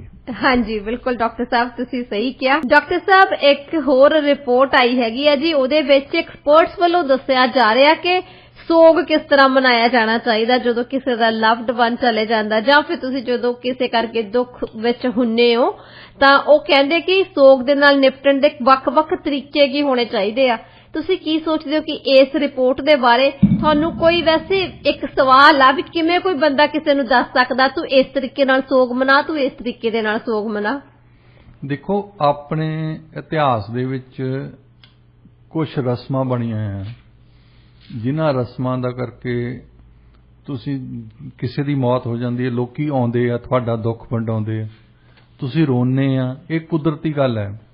ਰੱਬ ਨੇ ਇਨਸਾਨ ਨੂੰ ਬਣਾਇਆ ਇੱਦਾਂ, ਜਦੋਂ ਕਹਿੰਦੇ ਕਿ ਹੰਝੂ ਗਿਰਦੇ ਆ ਤਾਂ ਉਹਦੇ ਨਾਲ ਤੁਹਾਡੀ ਗਰੀਫ ਦੂਰ ਹੁੰਦੀ ਹੈ। ਹਾਂਜੀ। ਹੁਣ ਤੁਹਾਨੂੰ ਕੋਈ ਬੰਦਾ ਕਹੇ ਤੂੰ ਰੋ ਨਾ, ਇਹ ਮੂਰਖਤਾ ਵਾਲੀ ਗੱਲ ਹੈ। ਸਭ ਤੋਂ ਵੱਡੀ ਮੂਰਖਤਾ ਇਹ ਹੁੰਦੀ ਹੈ ਤੁਸੀਂ ਕਹੋ ਕਿ ਤੂੰ ਰੋ ਨਾ। ਹਾਂਜੀ। ਉਹਨੂੰ ਕਹੋ ਵੀ ਤੇਰੇ ਜਦੋਂ ਕੋਈ ਮਰਿਆ ਤਾਂ ਤੂੰ ਨਾ ਰੋਈ, ਮੈਨੂੰ ਨਾ ਲੈਕਚਰ ਦੇ ਜੀ। ਸਾਡੇ ਇਹ ਸਭ ਤੋਂ ਪਹਿਲਾ ਤਰੀਕਾ ਇਨਸਾਨ ਦਾ ਰੋਣਾ। ਹਾਂਜੀ। ਰੋਣ ਨਾਲ ਦੁੱਖ ਘਟਦਾ। ਹਾਂਜੀ। ਅੱਛਾ, ਫਿਰ ਦੂਸਰਾ ਦੁੱਖ ਘਟਦਾ ਕਿ ਜਿਹੜਾ ਬੰਦੇ ਨੇ ਉਹੋ ਹੀ ਸੋਚੀ ਜਾਣਾ, ਉਹਦੇ ਨਾਲ ਯਾਰ ਦੋਸਤ ਆਉਂਦੇ ਆ, ਕੋਈ ਰਿਸ਼ਤੇਦਾਰ ਆਉਂਦੇ ਆ, ਪਿੰਡ ਦੇ ਆਉਂਦੇ, ਸ਼ਹਿਰ ਦੇ ਆਉਂਦੇ ਆ, ਉਹਦੇ ਨਾਲ ਦੁੱਖ ਸਾਂਝਾ ਕਰਦੇ ਆ। ਹਾਂਜੀ। ਉਹਨਾਂ ਦੇ ਨਾਲ ਗੱਲਾਂ ਬਾਤਾਂ ਕਰਦੇ ਆ। ਉਹਨਾਂ ਦੇ ਅਕਸਰ ਅਸੀਂ ਸੋਚਦੇ ਹੁੰਦੇ ਸੀ ਕਿ ਜਿੱਥੇ ਅਫਸੋਸ ਕਰਨ ਵਾਲੇ ਬੈਠੇ ਆ ਤਾਂ ਗੱਲਾਂ ਕਰਨ ਲੱਗੇ ਆ ਬਲਦਾਂ ਦੀਆਂ, ਗੱਡੀਆਂ ਦੀਆਂ, ਰੇਸਾਂ ਦੀਆਂ, ਟੂਰਨਾਮੈਂਟ ਦੀਆਂ। ਉਹ ਮਾੜੀ ਗੱਲ ਨਹੀਂ ਹੈ, ਵੈਸੇ ਚੰਗੀ ਗੱਲ ਹੈ ਕਿ ਕਿਸੇ ਬੰਦੇ ਨੂੰ ਮੌਤ ਬਾਰੇ ਨਹੀਂ ਗੱਲ ਕਰਨੀ ਚਾਹੀਦੀ, ਹੋਰ ਗੱਲਾਂ ਕਰਨੀਆਂ ਚਾਹੀਦੀਆਂ ਤਾਂ ਕਿ ਉਹਦਾ ਮਨ ਹੋਰ ਪਾਸੇ ਜਾਵੇ। ਹਾਂਜੀ। ਸੋ ਜਿਹੜੀਆਂ ਰਸਮਾਂ ਰਿਵਾਜ ਸਾਡੇ ਬਣੇ ਆ, ਹੁਣ ਲੋਕੀ ਜਿੱਦਾਂ ਇੱਥੇ ਆ ਕਿਸੇ ਫੈਮਿਲੀ ਦੇ ਵਿੱਚ ਉਹਦੇ ਕੋਲ ਜਾਂਦੇ ਆ, ਉਹਨਾਂ ਦੇ ਫਿਰ ਡਿਨਰ ਲੈ ਕੇ ਜਾਂਦੇ ਆ, ਲੰਚ ਲੈ ਕੇ ਜਾਂਦੇ ਆ। ਅੱਛਾ, ਫਿਰ ਉਹਨਾਂ ਦੇ ਲੰਚ ਬਾਰੇ ਜਾਂ ਡਿਨਰ ਬਾਰੇ ਹੀ ਗੱਲ ਕਰਦੇ ਆ ਲੋਕੀ, ਆਹ ਕਿਹਨੇ ਬਣਾਇਆ ਸੀ, ਆਹ ਕਿਹਨੇ ਬਣਾਇਆ ਸੀ। ਇਹਦਾ ਮਤਲਬ ਤੁਸੀਂ ਕਮ ਸੇ ਕਮ ਥੋੜੇ ਜਿਹੇ ਮੂਮੈਂਟਸ ਲਈ ਧਿਆਨ ਉਧਰੋਂ ਪਰੇ ਹੋਇਆ। ਹਾਂਜੀ। ਫਿਰ ਤੁਸੀਂ ਹੁਣ ਫਿਊਨਰਲ ਤੋਂ ਬਾਅਦ ਅਕਸਰ ਦੇਖਦੇ ਆ ਕਿ ਜਿਹੜੇ ਲੋਕੀ ਆਉਂਦੇ ਸੀ, ਜਿਹੜੇ ਲੋਕੀ ਅਫਸੋਸ ਕਰਨ ਆਉਂਦੇ ਹੁੰਦੇ ਆ, ਉਹ ਇੱਕਦਮ ਹਟ ਜਾਂਦੇ ਆ। ਹਾਂਜੀ। ਹੁਣ ਜਿਹੜਾ ਅਫਸੋਸ ਫਿਊਨਰਲ ਤਾਈਂ ਤਾਂ ਐਂਡ ਨਹੀਂ ਹੋ ਜਾਂਦਾ ਜੀ, ਉਸ ਤੋਂ ਬਾਅਦ ਤਾਂ ਬੰਦਾ ਫੇਰ ਇਕੱਲਾ ਹੋ ਜਾਂਦਾ। ਹਾਂਜੀ। ਉਹ ਡਿਪਰੈਸ਼ਨ ਦੇ ਵਿੱਚ ਬੰਦੇ ਚੱਲ ਜਾਂਦੇ। ਉਦੋਂ ਜ਼ਿਆਦਾ ਜ਼ਰੂਰਤ ਹੁੰਦੀ ਆ ਆਪਣਿਆਂ ਦੀ। ਉਸ ਵੇਲੇ ਉਹਨਾਂ ਨੂੰ ਬਹੁਤ ਜ਼ਰੂਰਤ ਹੁੰਦੀ ਹੈ ਕਿਉਂਕਿ ਉਹ ਲੋਕਾਂ ਪਹਿਲੇ ਕੁਛ ਕੁ ਦਿਨ ਤਾਂ ਇਦਾਂ ਹੁੰਦਾ ਉਹਨਾਂ ਨੂੰ ਕਿ ਬਿਜ਼ੀ ਇੰਨੇ ਹੁੰਦੇ ਆ, ਇੱਕ ਤਾਂ ਅਰੇਂਜਮੈਂਟ ਕਰਨੇ ਹੁੰਦੇ ਆ ਫਿਊਨਰਲ ਦੇ। ਹਾਂਜੀ। ਦੂਸਰਾ ਲੋਕੀ ਬਹੁਤ ਆਉਂਦੇ ਆ। ਹਾਂਜੀ। ਫਿਰ ਆਲ ਆਫ ਸਡਨ ਇੱਕਦਮ ਹੀ ਉਹਨਾਂ ਦੀ ਸ਼ਾਂਤੀ ਹੋ ਜਾਂਦੀ ਜੀ। ਉਸ ਵੇਲੇ ਲੋਕਾਂ ਨੂੰ ਵੀ ਮਤਲਬ ਚਾਹੀਦਾ ਨਾ ਵੀ ਉਸ ਬੰਦੇ ਨੂੰ ਮਿਲਣਗੇ ਤਾਂ ਕਿ ਉਹਨਾਂ ਨਾਲ ਗੱਲਬਾਤ ਕੀਤੀ ਜਾਵੇ। ਸੋ ਐਕਸਪਰਟਸ ਇਸ ਕਰਕੇ ਅੱਜ ਕੱਲ੍ਹ ਕਹਿ ਰਹੇ ਆ ਕਿਉਂਕਿ ਕੁਈਨ ਐਲਿਜ਼ਬeth ਦੀ ਡੈਥ ਹੋਈ ਆ ਵੀ ਉਹਨਾਂ ਦੀ ਫੈਮਿਲੀ ਦੇ ਮੈਂਬਰਸ ਜਾਂ ਆਲੇ ਦੁਆਲੇ ਜਿਨ੍ਹਾਂ ਨੂੰ ਐਕਚੁਅਲੀ ਗਰੀਫ ਹੋਇਆ ਉਹ ਕਿੱਦਾਂ ਡੀਲ ਕਰਨਗੇ ਇਹਨਾਂ ਨਾਲ। ਹਾਂਜੀ। ਗਰੀਫ ਦੇ ਨਾਲ ਡੀਲ ਕਰਨ ਲਈ ਉਹ ਕਹਿੰਦੇ ਕਿ ਜਿਹੜੀਆਂ ਸਾਡੀਆਂ ਰਸਮੋ ਰਿਵਾਜ ਬਣਿਆ ਹੈ ਨਾ ਪੁਰਾਣਾ, ਉਹ ਕਿਸੇ ਕਾਰਨ ਕਰਕੇ ਬਣਿਆ ਹੈ ਜੀ। ਜਦੋਂ ਅਸੀਂ ਭੋਗ ਪਾਉਂਦੇ ਆ, ਅਸੀਂ ਭੋਗ ਤੇ ਜਾਂਦੇ ਆ, ਕੁਝ ਬਾਣੀ ਸੁਣਦੇ ਆ, ਮਨ ਹੋਰ ਪਾਸੇ ਪੈਂਦਾ ਆ, ਤੁਹਾਡਾ ਲੋਕੀ ਗੱਲਾਂ ਕਰਦੇ ਆ, ਤੁਹਾਡਾ ਮਨ ਹੋਰ ਪਾਸੇ ਪੈਂਦਾ ਹੈ। ਤੁਸੀਂ ਰੋਣਾ ਜਿਹੜਾ ਆ ਇਹ ਬਹੁਤ ਕੀਮਤੀ ਕਹਿ ਲਓ ਉਸ ਸਮੇਂ ਕਿ ਉਹ ਗਰੀਫ ਹੈ। ਉਹ ਇਹ ਨੇਚਰ ਨੇ ਇੱਕ ਤਰੀਕਾ ਬਣਾਇਆ, ਜਦੋਂ ਵੀ ਸਰੀਰ ਨੂੰ ਕੁਝ ਹੁੰਦਾ ਜਾਂ ਤਾਂ ਸਾਨੂੰ ਫਿਜ਼ੀਕਲੀ ਕੋਈ ਤੁਹਾਡੇ ਮੁੱਕਾ ਮਾਰ ਦੇਵੇ ਤੁਹਾਨੂੰ ਰੋਣਾ ਆ ਜਾਊ। ਹਾਂਜੀ। ਤੇ ਤੁਹਾਡੀ ਆਤਮਾ ਜਦੋਂ ਹਰਟ ਹੁੰਦੀ ਆ ਉਦੋਂ ਰੋਣਾ ਆ ਜਾਂਦਾ ਜੀ। ਕੋਈ ਨਾ ਕੋਈ ਤੁਹਾਡੀ ਆਤਮਾ ਨੂੰ ਮਾੜੀ ਚੀਜ਼ ਹੁੰਦੀ ਹੈ ਜਿਹੜਾ ਰਿਫਲੈਕਸ਼ਨ ਹੈ ਜਦੋਂ ਹੰਝੂ ਆ ਜਾਂਦੇ ਜੀ। ਇਹਨੂੰ ਤੁਸੀਂ ਇਹ ਨਹੀਂ ਕਹਿ ਸਕਦੇ ਕਿ ਰੋ ਨਾ। ਹਾਂਜੀ। ਰੋ ਨਾ ਜਿਹੜਾ ਕਹਿੰਦਾ ਹੁੰਦਾ ਉਹਦਾ ਨਾਂ ਲਿਖ ਲਓ ਵੀ ਮੂਰਖ ਆ। ਦੇਖੋ ਡਾਕਟਰ ਸਾਹਿਬ, ਜਦੋਂ ਕਿਸੇ ਨੇ ਵੀ ਆਪਣਾ ਲਵਡ ਵਨ ਖੋਇਆ ਹੁੰਦਾ ਉਸ ਵਕਤ ਉਸ ਇਨਸਾਨ ਨੂੰ ਪਤਾ ਕਿ ਉਹਦੇ ਤੇ ਕੀ ਬੀਤਦੀ ਆ, ਤੇ ਜੇ ਆਪਾਂ ਉਹਨੂੰ ਜਾ ਕੇ ਇਹ ਕਹੀਏ ਵੀ ਨਹੀਂ ਰੋਣਾ ਨਹੀਂ ਚਾਹੀਦਾ, ਵਾਈ ਨਾਟ, ਉਹ ਆਪਣਾ ਦੁੱਖ ਕਿਵੇਂ ਵਿਅਕਤ ਕਰੇ? ਨਹੀਂ, ਸਾਡੇ ਇੱਕ ਹੁਣ ਗੱਲ ਬਣ ਚੁੱਕੀ ਹੈ ਮੇਰੇ ਖਿਆਲ ਆਪਣੇ ਆਪ ਨੂੰ ਬਹਾਦਰੀ ਇਹ ਕਹਿਣਾ ਕਿ ਇਹ ਤਾਂ ਉਹਦਾ ਭਾਣਾ ਹੈ, ਉਹਦਾ ਭਾਣਾ ਹੋਵੇ ਚਾਹੇ ਨਾ ਹੋਵੇ, ਪਰ ਜਿਹੜਾ ਇੱਕ ਵਿਛੜਿਆ ਬੰਦਾ ਆ ਇਹਨੇ ਮੁੜ ਕੇ ਨਹੀਂ ਆਉਣਾ, ਉਹ ਲਈ ਰੋਣਾ ਆਉਂਦਾ ਹੀ ਆਉਂਦਾ। ਹਾਂਜੀ ਬਿਲਕੁਲ, ਇਹ ਲਈ ਦੱਸਣ ਦੀ ਲੋੜ ਨਹੀਂ। ਹਾਂਜੀ ਇਹ ਬੜਾ ਕੁਦਰਤੀ ਆ, ਰੱਬ ਨੇ ਹੀ ਇਹ ਰੋਣ ਬਣਾਇਆ ਹੈ ਜੀ। ਇਹ ਵੀ ਕਿਸੇ ਹੋਰ ਨੇ ਨਹੀਂ ਬਣਾਇਆ। ਜੇ ਰੱਬ ਨੇ ਇਨਸਾਨ ਬਣਾਇਆ, ਰੱਬ ਨੇ ਇੱਕ ਮੈਕੈਨਿਜ਼ਮ ਵੀ ਦਿੱਤਾ ਉਹਨੂੰ ਆਪਣਾ ਗਰੀਫ ਰਿਜ਼ੋਲਵ ਕਰਨ ਦਾ। ਜੀ ਬਿਲਕੁਲ। ਜਰਮਨੀ ਦੀ ਲੈਫਟ ਵਿੰਗ ਪੋਲੀਟੀਸ਼ੀਅਨ ਨੇ ਕਿਹਾ ਕਿ ਯੂਰਪ ਦੇ ਵਿੱਚ ਜਰਮਨੀ ਦੀ ਸਰਕਾਰ ਸਭ ਤੋਂ ਜ਼ਿਆਦਾ ਮੂਰਖ ਆ। ਉਹਨਾਂ ਨੇ ਕਿਹਾ, ਕਹਿੰਦੇ ਕਿ ਟੌਪ એનર્ਜੀ ਸਪਲਾਇਰ ਰਸ਼ੀਆ, ਉਹਦੇ ਨਾਲ ਹੀ ਇਹ ਇਕਨੋਮਿਕ ਵਾਰ ਦੇ ਵਿੱਚ ਉਲਝੀ ਜਾਂਦੇ ਆ। ਕੀ ਕਹਿਣਾ ਚਾਹੋਗੇ ਤੁਸੀਂ? ਬੁੰਡਸਟਾਗ ਦੀ ਮੈਂਬਰ ਹੈ ਉਹ। ਅਸੀਂ ਅਕਸਰ ਇਦਾਂ ਦੇ ਸ਼ਬਦ ਨਾਰਮਲੀ ਉਹ ਕਹਿੰਦੇ ਕਿ ਪਾਰਲੀਮੈਂਟ ਦੇ ਵਿੱਚ ਬੋਲੇ ਨਹੀਂ ਜਾਂਦੇ, ਪਰ ਉਹਨਾਂ ਨੇ ਕਿਹਾ ਸਟੂਪਿਡੈਸਟ, ਉਹਨਾਂ ਨੇ ਕਿਹਾ। ਹਾਂਜੀ, ਬਹੁਤ ਬਲੰਟ ਹੋ ਕੇ ਤੀਸਰੀ ਫਾਰਮ ਲਾਤੀ ਉਹਨਾਂ ਨੇ। ਹਾਂਜੀ, ਬਲੰਟਲੀ ਕਹਿੰਦੇ ਕਿ ਸਭ ਤੋਂ ਵੱਧ ਮੂਰਖ ਸਰਕਾਰ ਉਹ ਕਹਿੰਦੀ ਜਰਮਨੀ ਦੀ ਹੈ। ਹਾਂਜੀ, ਅਸੀਂ ਟੋਟਲੀ ਡਿਪੈਂਡੈਂਟ ਆ ਆਪਣੇ ਆਇਲ ਤੇ ਗੈਸ ਲਈ ਰਸ਼ੀਆ ਤੇ। ਹਾਂਜੀ, ਤੇ ਇਹ ਉਹਨਾਂ ਦੇ ਨਾਲ ਲੜਾਈ ਲੜਨ ਲੱਗੇ ਆ। ਹਾਂਜੀ, ਉਹ ਵੀ ਅਮਰੀਕਾ ਦੇ ਕਹੇ ਤੇ। ਹਾਂਜੀ, ਉਹ ਕਹਿੰਦੀ ਇਦੋਂ ਵੱਧ ਮੂਰਖ ਕੋਈ ਹੋ ਸਕਦਾ ਜੀ। ਹੁਣ ਤੁਹਾਡੀ ਪਾਰਲੀਮੈਂਟ ਦੇ ਵਿੱਚ ਹੀ ਬੈਠਾ ਬੁੰਡਸਟਾਗ, ਉਹਨਾਂ ਦੀ ਲੋਅਰ ਹਾਊਸ ਆ ਸਾਡੇ ਲੋਕ ਸਭਾ ਹਿੰਦੁਸਤਾਨ ਦੇ ਵਿੱਚ, ਇੱਥੇ House of Commons, elected member Bundestag ਦੀ, ਜਿਹੜੀ ਕਹਿ ਰਹੀ ਹੈ ਕਿ ਸਾਡੀ ਸਰਕਾਰ ਤੋਂ ਵੱਧ ਮੂਰਖ ਨਹੀਂ ਕੋਈ ਹੋਣਾ। ਹਾਂਜੀ, ਸ਼ਰੇਆਮ ਹੀ ਕਹਿ ਰਹੀ ਹੈ। ਹਾਂਜੀ, ਔਰ ਉਹਦੇ ਨਾਲ ਐਕਚੁਅਲੀ ਲੋਕੀ ਸਹਿਮਤ ਆ ਜੀ। ਲੋਕਾਂ ਨੂੰ ਪਤਾ ਲੱਗ ਗਿਆ ਨਾ, ਜਦੋਂ ਹੁਣ ਉਹਨਾਂ ਨੂੰ ਦੱਸਦੇ ਕਿ ਤੁਸੀਂ ਤੱਤਾ ਪਾਣੀ ਨਾ ਔਨ ਕਰੋ, ਤੁਸੀਂ ਵਿੰਟਰ ਆਉਣ ਵਾਲੀ ਆ, ਹੋ ਸਕਦਾ ਤੁਹਾਨੂੰ ਗੈਸ ਨਾ ਆਈ ਹੋਵੇ, ਤਾਂ ਲੋਕਾਂ ਨੂੰ ਤਾਂ ਪਲਾਨ ਬਣਾਉਣੀਆਂ ਪੈਂਦੀਆਂ। ਜਿੱਦਾਂ ਟਰਕੀ ਵਾਲੇ ਪਹਿਲਾਂ ਤਿਆਰੀ ਕਰੀ ਬੈਠੇ ਆ ਕਿ ਸਾਡੇ ਪ੍ਰਾਹੁਣੇ ਆਉਣੇ ਆ, ਜਿਹੜੇ ਠਰੇ ਆਉਣੇ ਆ, ਇਹਨਾਂ ਤੋਂ ਕਹਿੰਦੇ ਪੈਸੇ ਲਾਓ, ਦੱਬ ਕੇ ਲਾਓ। ਹਾਂਜੀ, ਤੇ ਉਹ ਲੋਕ ਉਹਦੀ ਵੀ ਗੱਲ ਸੁਣਦੇ ਆ। ਇਸੇ ਕਰਕੇ ਉਹਨੇ ਵੀ ਕਹੀ ਹੈ, ਬੜਾ ਸਟਰੋਂਗ ਵਰਡ ਯੂਜ਼ ਕੀਤਾ ਕਿ ਸਟੂਪਿਡੈਸਟ। ਹਾਂਜੀ, ਕਹਿੰਦੀ ਸਾਡੀ ਸਰਕਾਰ ਹੈ। ਹਾਂਜੀ, ਤੇ ਨਾਰਮਲੀ ਪਾਰਲੀਮੈਂਟਰੀਅਨ ਇਸ ਤਰ੍ਹਾਂ ਦਾ ਵਰਡ ਨਹੀਂ ਯੂਜ਼ ਕਰਦੇ, ਪਰ ਉਹਨੇ ਕੀਤਾ ਇਸ ਕਰਕੇ ਕਿ ਉਹਦੇ ਨਾਲ ਲੋਕੀ ਸਹਿਮਤ ਹੈ। ਹਾਂਜੀ, ਲੋਕੀ ਇਹ ਕਹਿ ਰਹੇ ਕਿ ਇਦੋਂ ਵੱਧ ਮੂਰਖ ਸਰਕਾਰ ਨਹੀਂ ਹੋ ਸਕਦੀ। ਜੀ ਬਿਲਕੁਲ ਡਾਕਟਰ ਸਾਹਿਬ, ਉਹਨੇ ਦੇਖੋ ਸਾਰਿਆਂ ਦੇ ਸਾਹਮਣੇ ਜਦੋਂ ਇਹ ਗੱਲ ਕਹੀ ਵੀ ਸੀ ਤਾਂ ਉਹਦੇ ਮਨ ਦੇ ਵਿੱਚ ਬਹੁਤ ਜ਼ਿਆਦਾ ਗੁੱਸਾ ਵੀ ਸਾਫ਼-ਸਾਫ਼ ਦੇਖਿਆ ਜਾ ਸਕਦਾ ਸੀ, ਕਿਉਂਕਿ ਉਹਦੇ ਨਾਲ ਉਹਨੇ ਦੇਖੋ ਐਕਸਪਲੇਨ ਵੀ ਕੀਤਾ ਕਿ ਜਿੱਦਾਂ ਤੁਸੀਂ ਵੀ ਮੈਂਸ਼ਨ ਕੀਤਾ ਹੈਗਾ ਕਿ ਜਿਹੜੀਆਂ ਸੈਂਕਸ਼ਨਸ ਲਾਉਣੀਆਂ ਨੇ ਯੂਐਸ ਦੇ ਕਹਿਣ ਦੇ ਉੱਪਰ, ਕਿ ਇਹ ਕਾਹਤੇ ਲਾਉਣੀਆਂ ਨੇ, ਕਾਹਦੇ ਲਈ ਲਾਉਣੀਆਂ ਨੇ, ਜਦੋਂ ਕਿ ਸਭ ਤੋਂ ਜ਼ਿਆਦਾ ਸਫਰ ਉਹਨਾਂ ਨੇ ਆਪ ਹੀ ਕਰਨਾ, ਉਹਨਾਂ ਦੇ ਲੋਕਾਂ ਨੇ ਹੀ ਕਰਨਾ। ਇਸੇ ਕਰਕੇ ਉਹਨਾਂ ਨੇ ਦੇਖੋ ਬਿਲਕੁਲ ਹੀ ਉਹਨਾਂ ਨੇ ਕੋਈ ਆਪਣੀ ਲੈਂਗੁਏਜ ਨੂੰ ਪਾਲਿਸ਼ ਨਹੀਂ ਕੀਤਾ ਹੈਗਾ। ਉਹਨਾਂ ਨੇ ਬਲੰਟ ਹੋ ਕੇ ਕਹਿਤਾ ਜੋ ਉਹ ਫੀਲ ਕਰਦੇ ਆ, ਕਿਉਂਕਿ ਜਿਹੜੇ ਲੋਕ ਹੈਗੇ ਉਹ ਵੀ ਸਾਰੇ ਇਹੀ ਸੋਚਦੇ ਆ। ਬਹੁਤ ਘੱਟ ਬੰਦੇ ਆ ਜਿਹੜੇ ਅੱਜ ਕੱਲ ਸਪੇਡ ਨੂੰ ਸਪੇਡ ਕਹਿ ਸਕਦੇ ਆ। ਹਾਂਜੀ, ਕਿਉਂਕਿ ਅੱਜ ਕੱਲ ਜਿੱਦਾਂ ਕਹਿੰਦੇ ਨਾ ਪਾਰਲੀਮੈਂਟਰੀ ਲੈਂਗੁਏਜ ਵਰਤੋ, ਪਾਰਲੀਮੈਂਟਰੀ ਲੈਂਗੁਏਜ ਵਰਤੋ।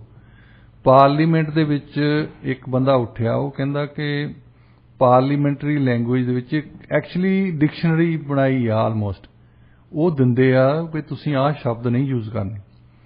ਉਹ ਕਹਿੰਦਾ ਲਿਖਿਆ ਸਭ ਤੋਂ ਪਹਿਲਾਂ ਵੀ ਤੁਸੀਂ ਕਿਸੇ ਨੂੰ ਇਹ ਨਹੀਂ ਕਹਿ ਸਕਦੇ ਝੂਠ ਬੋਲਦਾ, ਇਹ ਅਨਪਾਰਲੀਮੈਂਟਰੀ ਆ ਇਹ ਕਹਿਣਾ ਕਿ ਤੂੰ ਝੂਠ ਬੋਲਦਾ।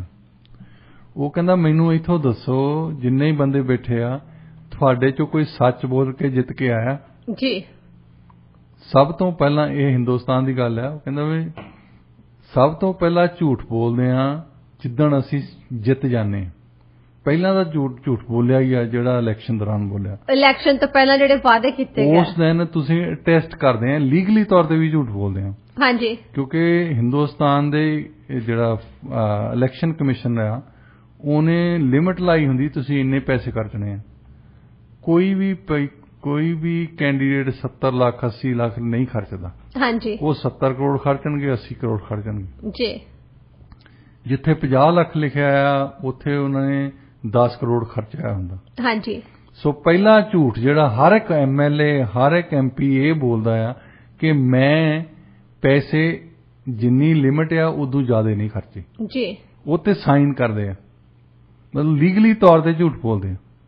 ਤੇ ਇਸ ਹੀ ਪਾਰਲੀਮੈਂਟ 'ਚ ਬੈਠੇ, ਇਸ ਹੀ ਵਿਧਾਨ ਸਭਾ 'ਚ ਆ ਕੇ ਬੈਠੇ ਆ ਅਸੀਂ, ਤੇ ਇੱਥੇ ਸਭ ਤੋਂ ਪਹਿਲਾਂ ਲਿਖਿਆ ਹੈ ਕਿ ਤੁਸੀਂ ਝੂਠ ਨਹੀਂ ਬੋਲ ਸਕਦੇ। ਹਾਂਜੀ, ਜਿਹੜੇ ਬੰਦੇ ਸਾਰਾ ਇਲੈਕਸ਼ਨ ਕੈਂਪੇਨ ਹੀ ਇਹਨਾਂ ਨੇ ਝੂਠ ਦੇ ਨਾਂ ਤੇ ਬੋਲਿਆ, ਜਿੰਨੇ ਵਾਅਦੇ ਕੀਤੇ ਉਹ ਵੀ ਝੂਠੇ ਕੀਤੇ।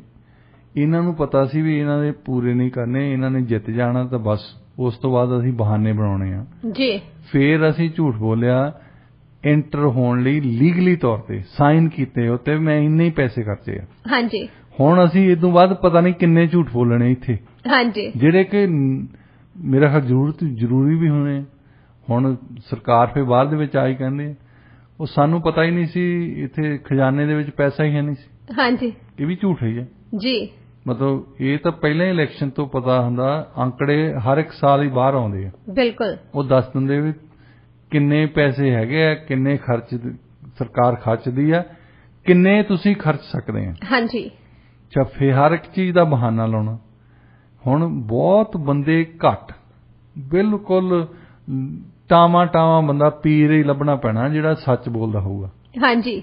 ਤੇ ਇਸ ਔਰਤ ਨੇ, ਜਰਮਨ ਦੀ MP ਨੇ ਐਕਚੁਅਲੀ ਸੱਚ ਬੋਲਿਆ ਜੀ। ਐਪਰੀਸ਼ੀਏਟ ਕਰਨਾ ਬਣਦਾ ਡਾਕਟਰ ਸਾਹਿਬ, ਜਿਸ ਤਰੀਕੇ ਦੇ ਨਾਲ ਉਹਨਾਂ ਨੇ ਇਹ ਗੱਲ ਕਹੀ ਨਾ, ਉਹ ਬਹੁਤ ਵਧੀਆ ਗੱਲ ਸੀ। ਦੇਖੋ ਕਹਿੰਦੇ ਕਿ ਸੱਚਾਈ ਕੌੜੀ ਹੁੰਦੀ ਆ। ਹੁਣ ਜਿਨ੍ਹਾਂ ਨੂੰ ਉਹਨਾਂ ਦੀ ਗੱਲ ਕੌੜੀ ਲੱਗੀ ਜਦੋਂ ਉਹਨਾਂ ਨੇ ਕਿਹਾ ਕਿ ਸਟੂਪਿਡੈਸ ਗਵਰਨਮੈਂਟ ਹੈਗੀ ਆ ਇਹ, ਬਟ ਉਹਨਾਂ ਨੇ ਵਧੀਆ ਤਰੀਕੇ ਦੇ ਨਾਲ ਜਿਹੜੀ ਸੱਚਾਈ ਸੀ ਉਹਨੂੰ ਸਾਹਮਣੇ ਰੱਖ ਦਿੱਤਾ। ਤੁਸੀਂ ਵੀ ਅੱਜ ਸੱਚਾਈ ਦਾ ਵਿਚਾਰ ਦੱਸੋ। ਓਹ ਜੀ ਡਾਕਟਰ ਸਾਹਿਬ, ਅੱਜ ਦਾ ਵਿਚਾਰ ਹੈ ਜੀ, ਇਨਸਾਨ ਉਸ ਵੇਲੇ ਸਿਆਣਾ ਨਹੀਂ ਬਣਦਾ ਜਦੋਂ ਉਹ ਵੱਡੀਆਂ ਗੱਲਾਂ ਕਰਦਾ ਹੈ, ਸਗੋਂ ਉਸ ਵੇਲੇ ਸਿਆਣਾ ਬਣਦਾ ਹੈ ਜਦੋਂ ਉਹ ਛੋਟੀਆਂ ਗੱਲਾਂ ਸਮਝਣ ਲੱਗਦਾ ਹੈ।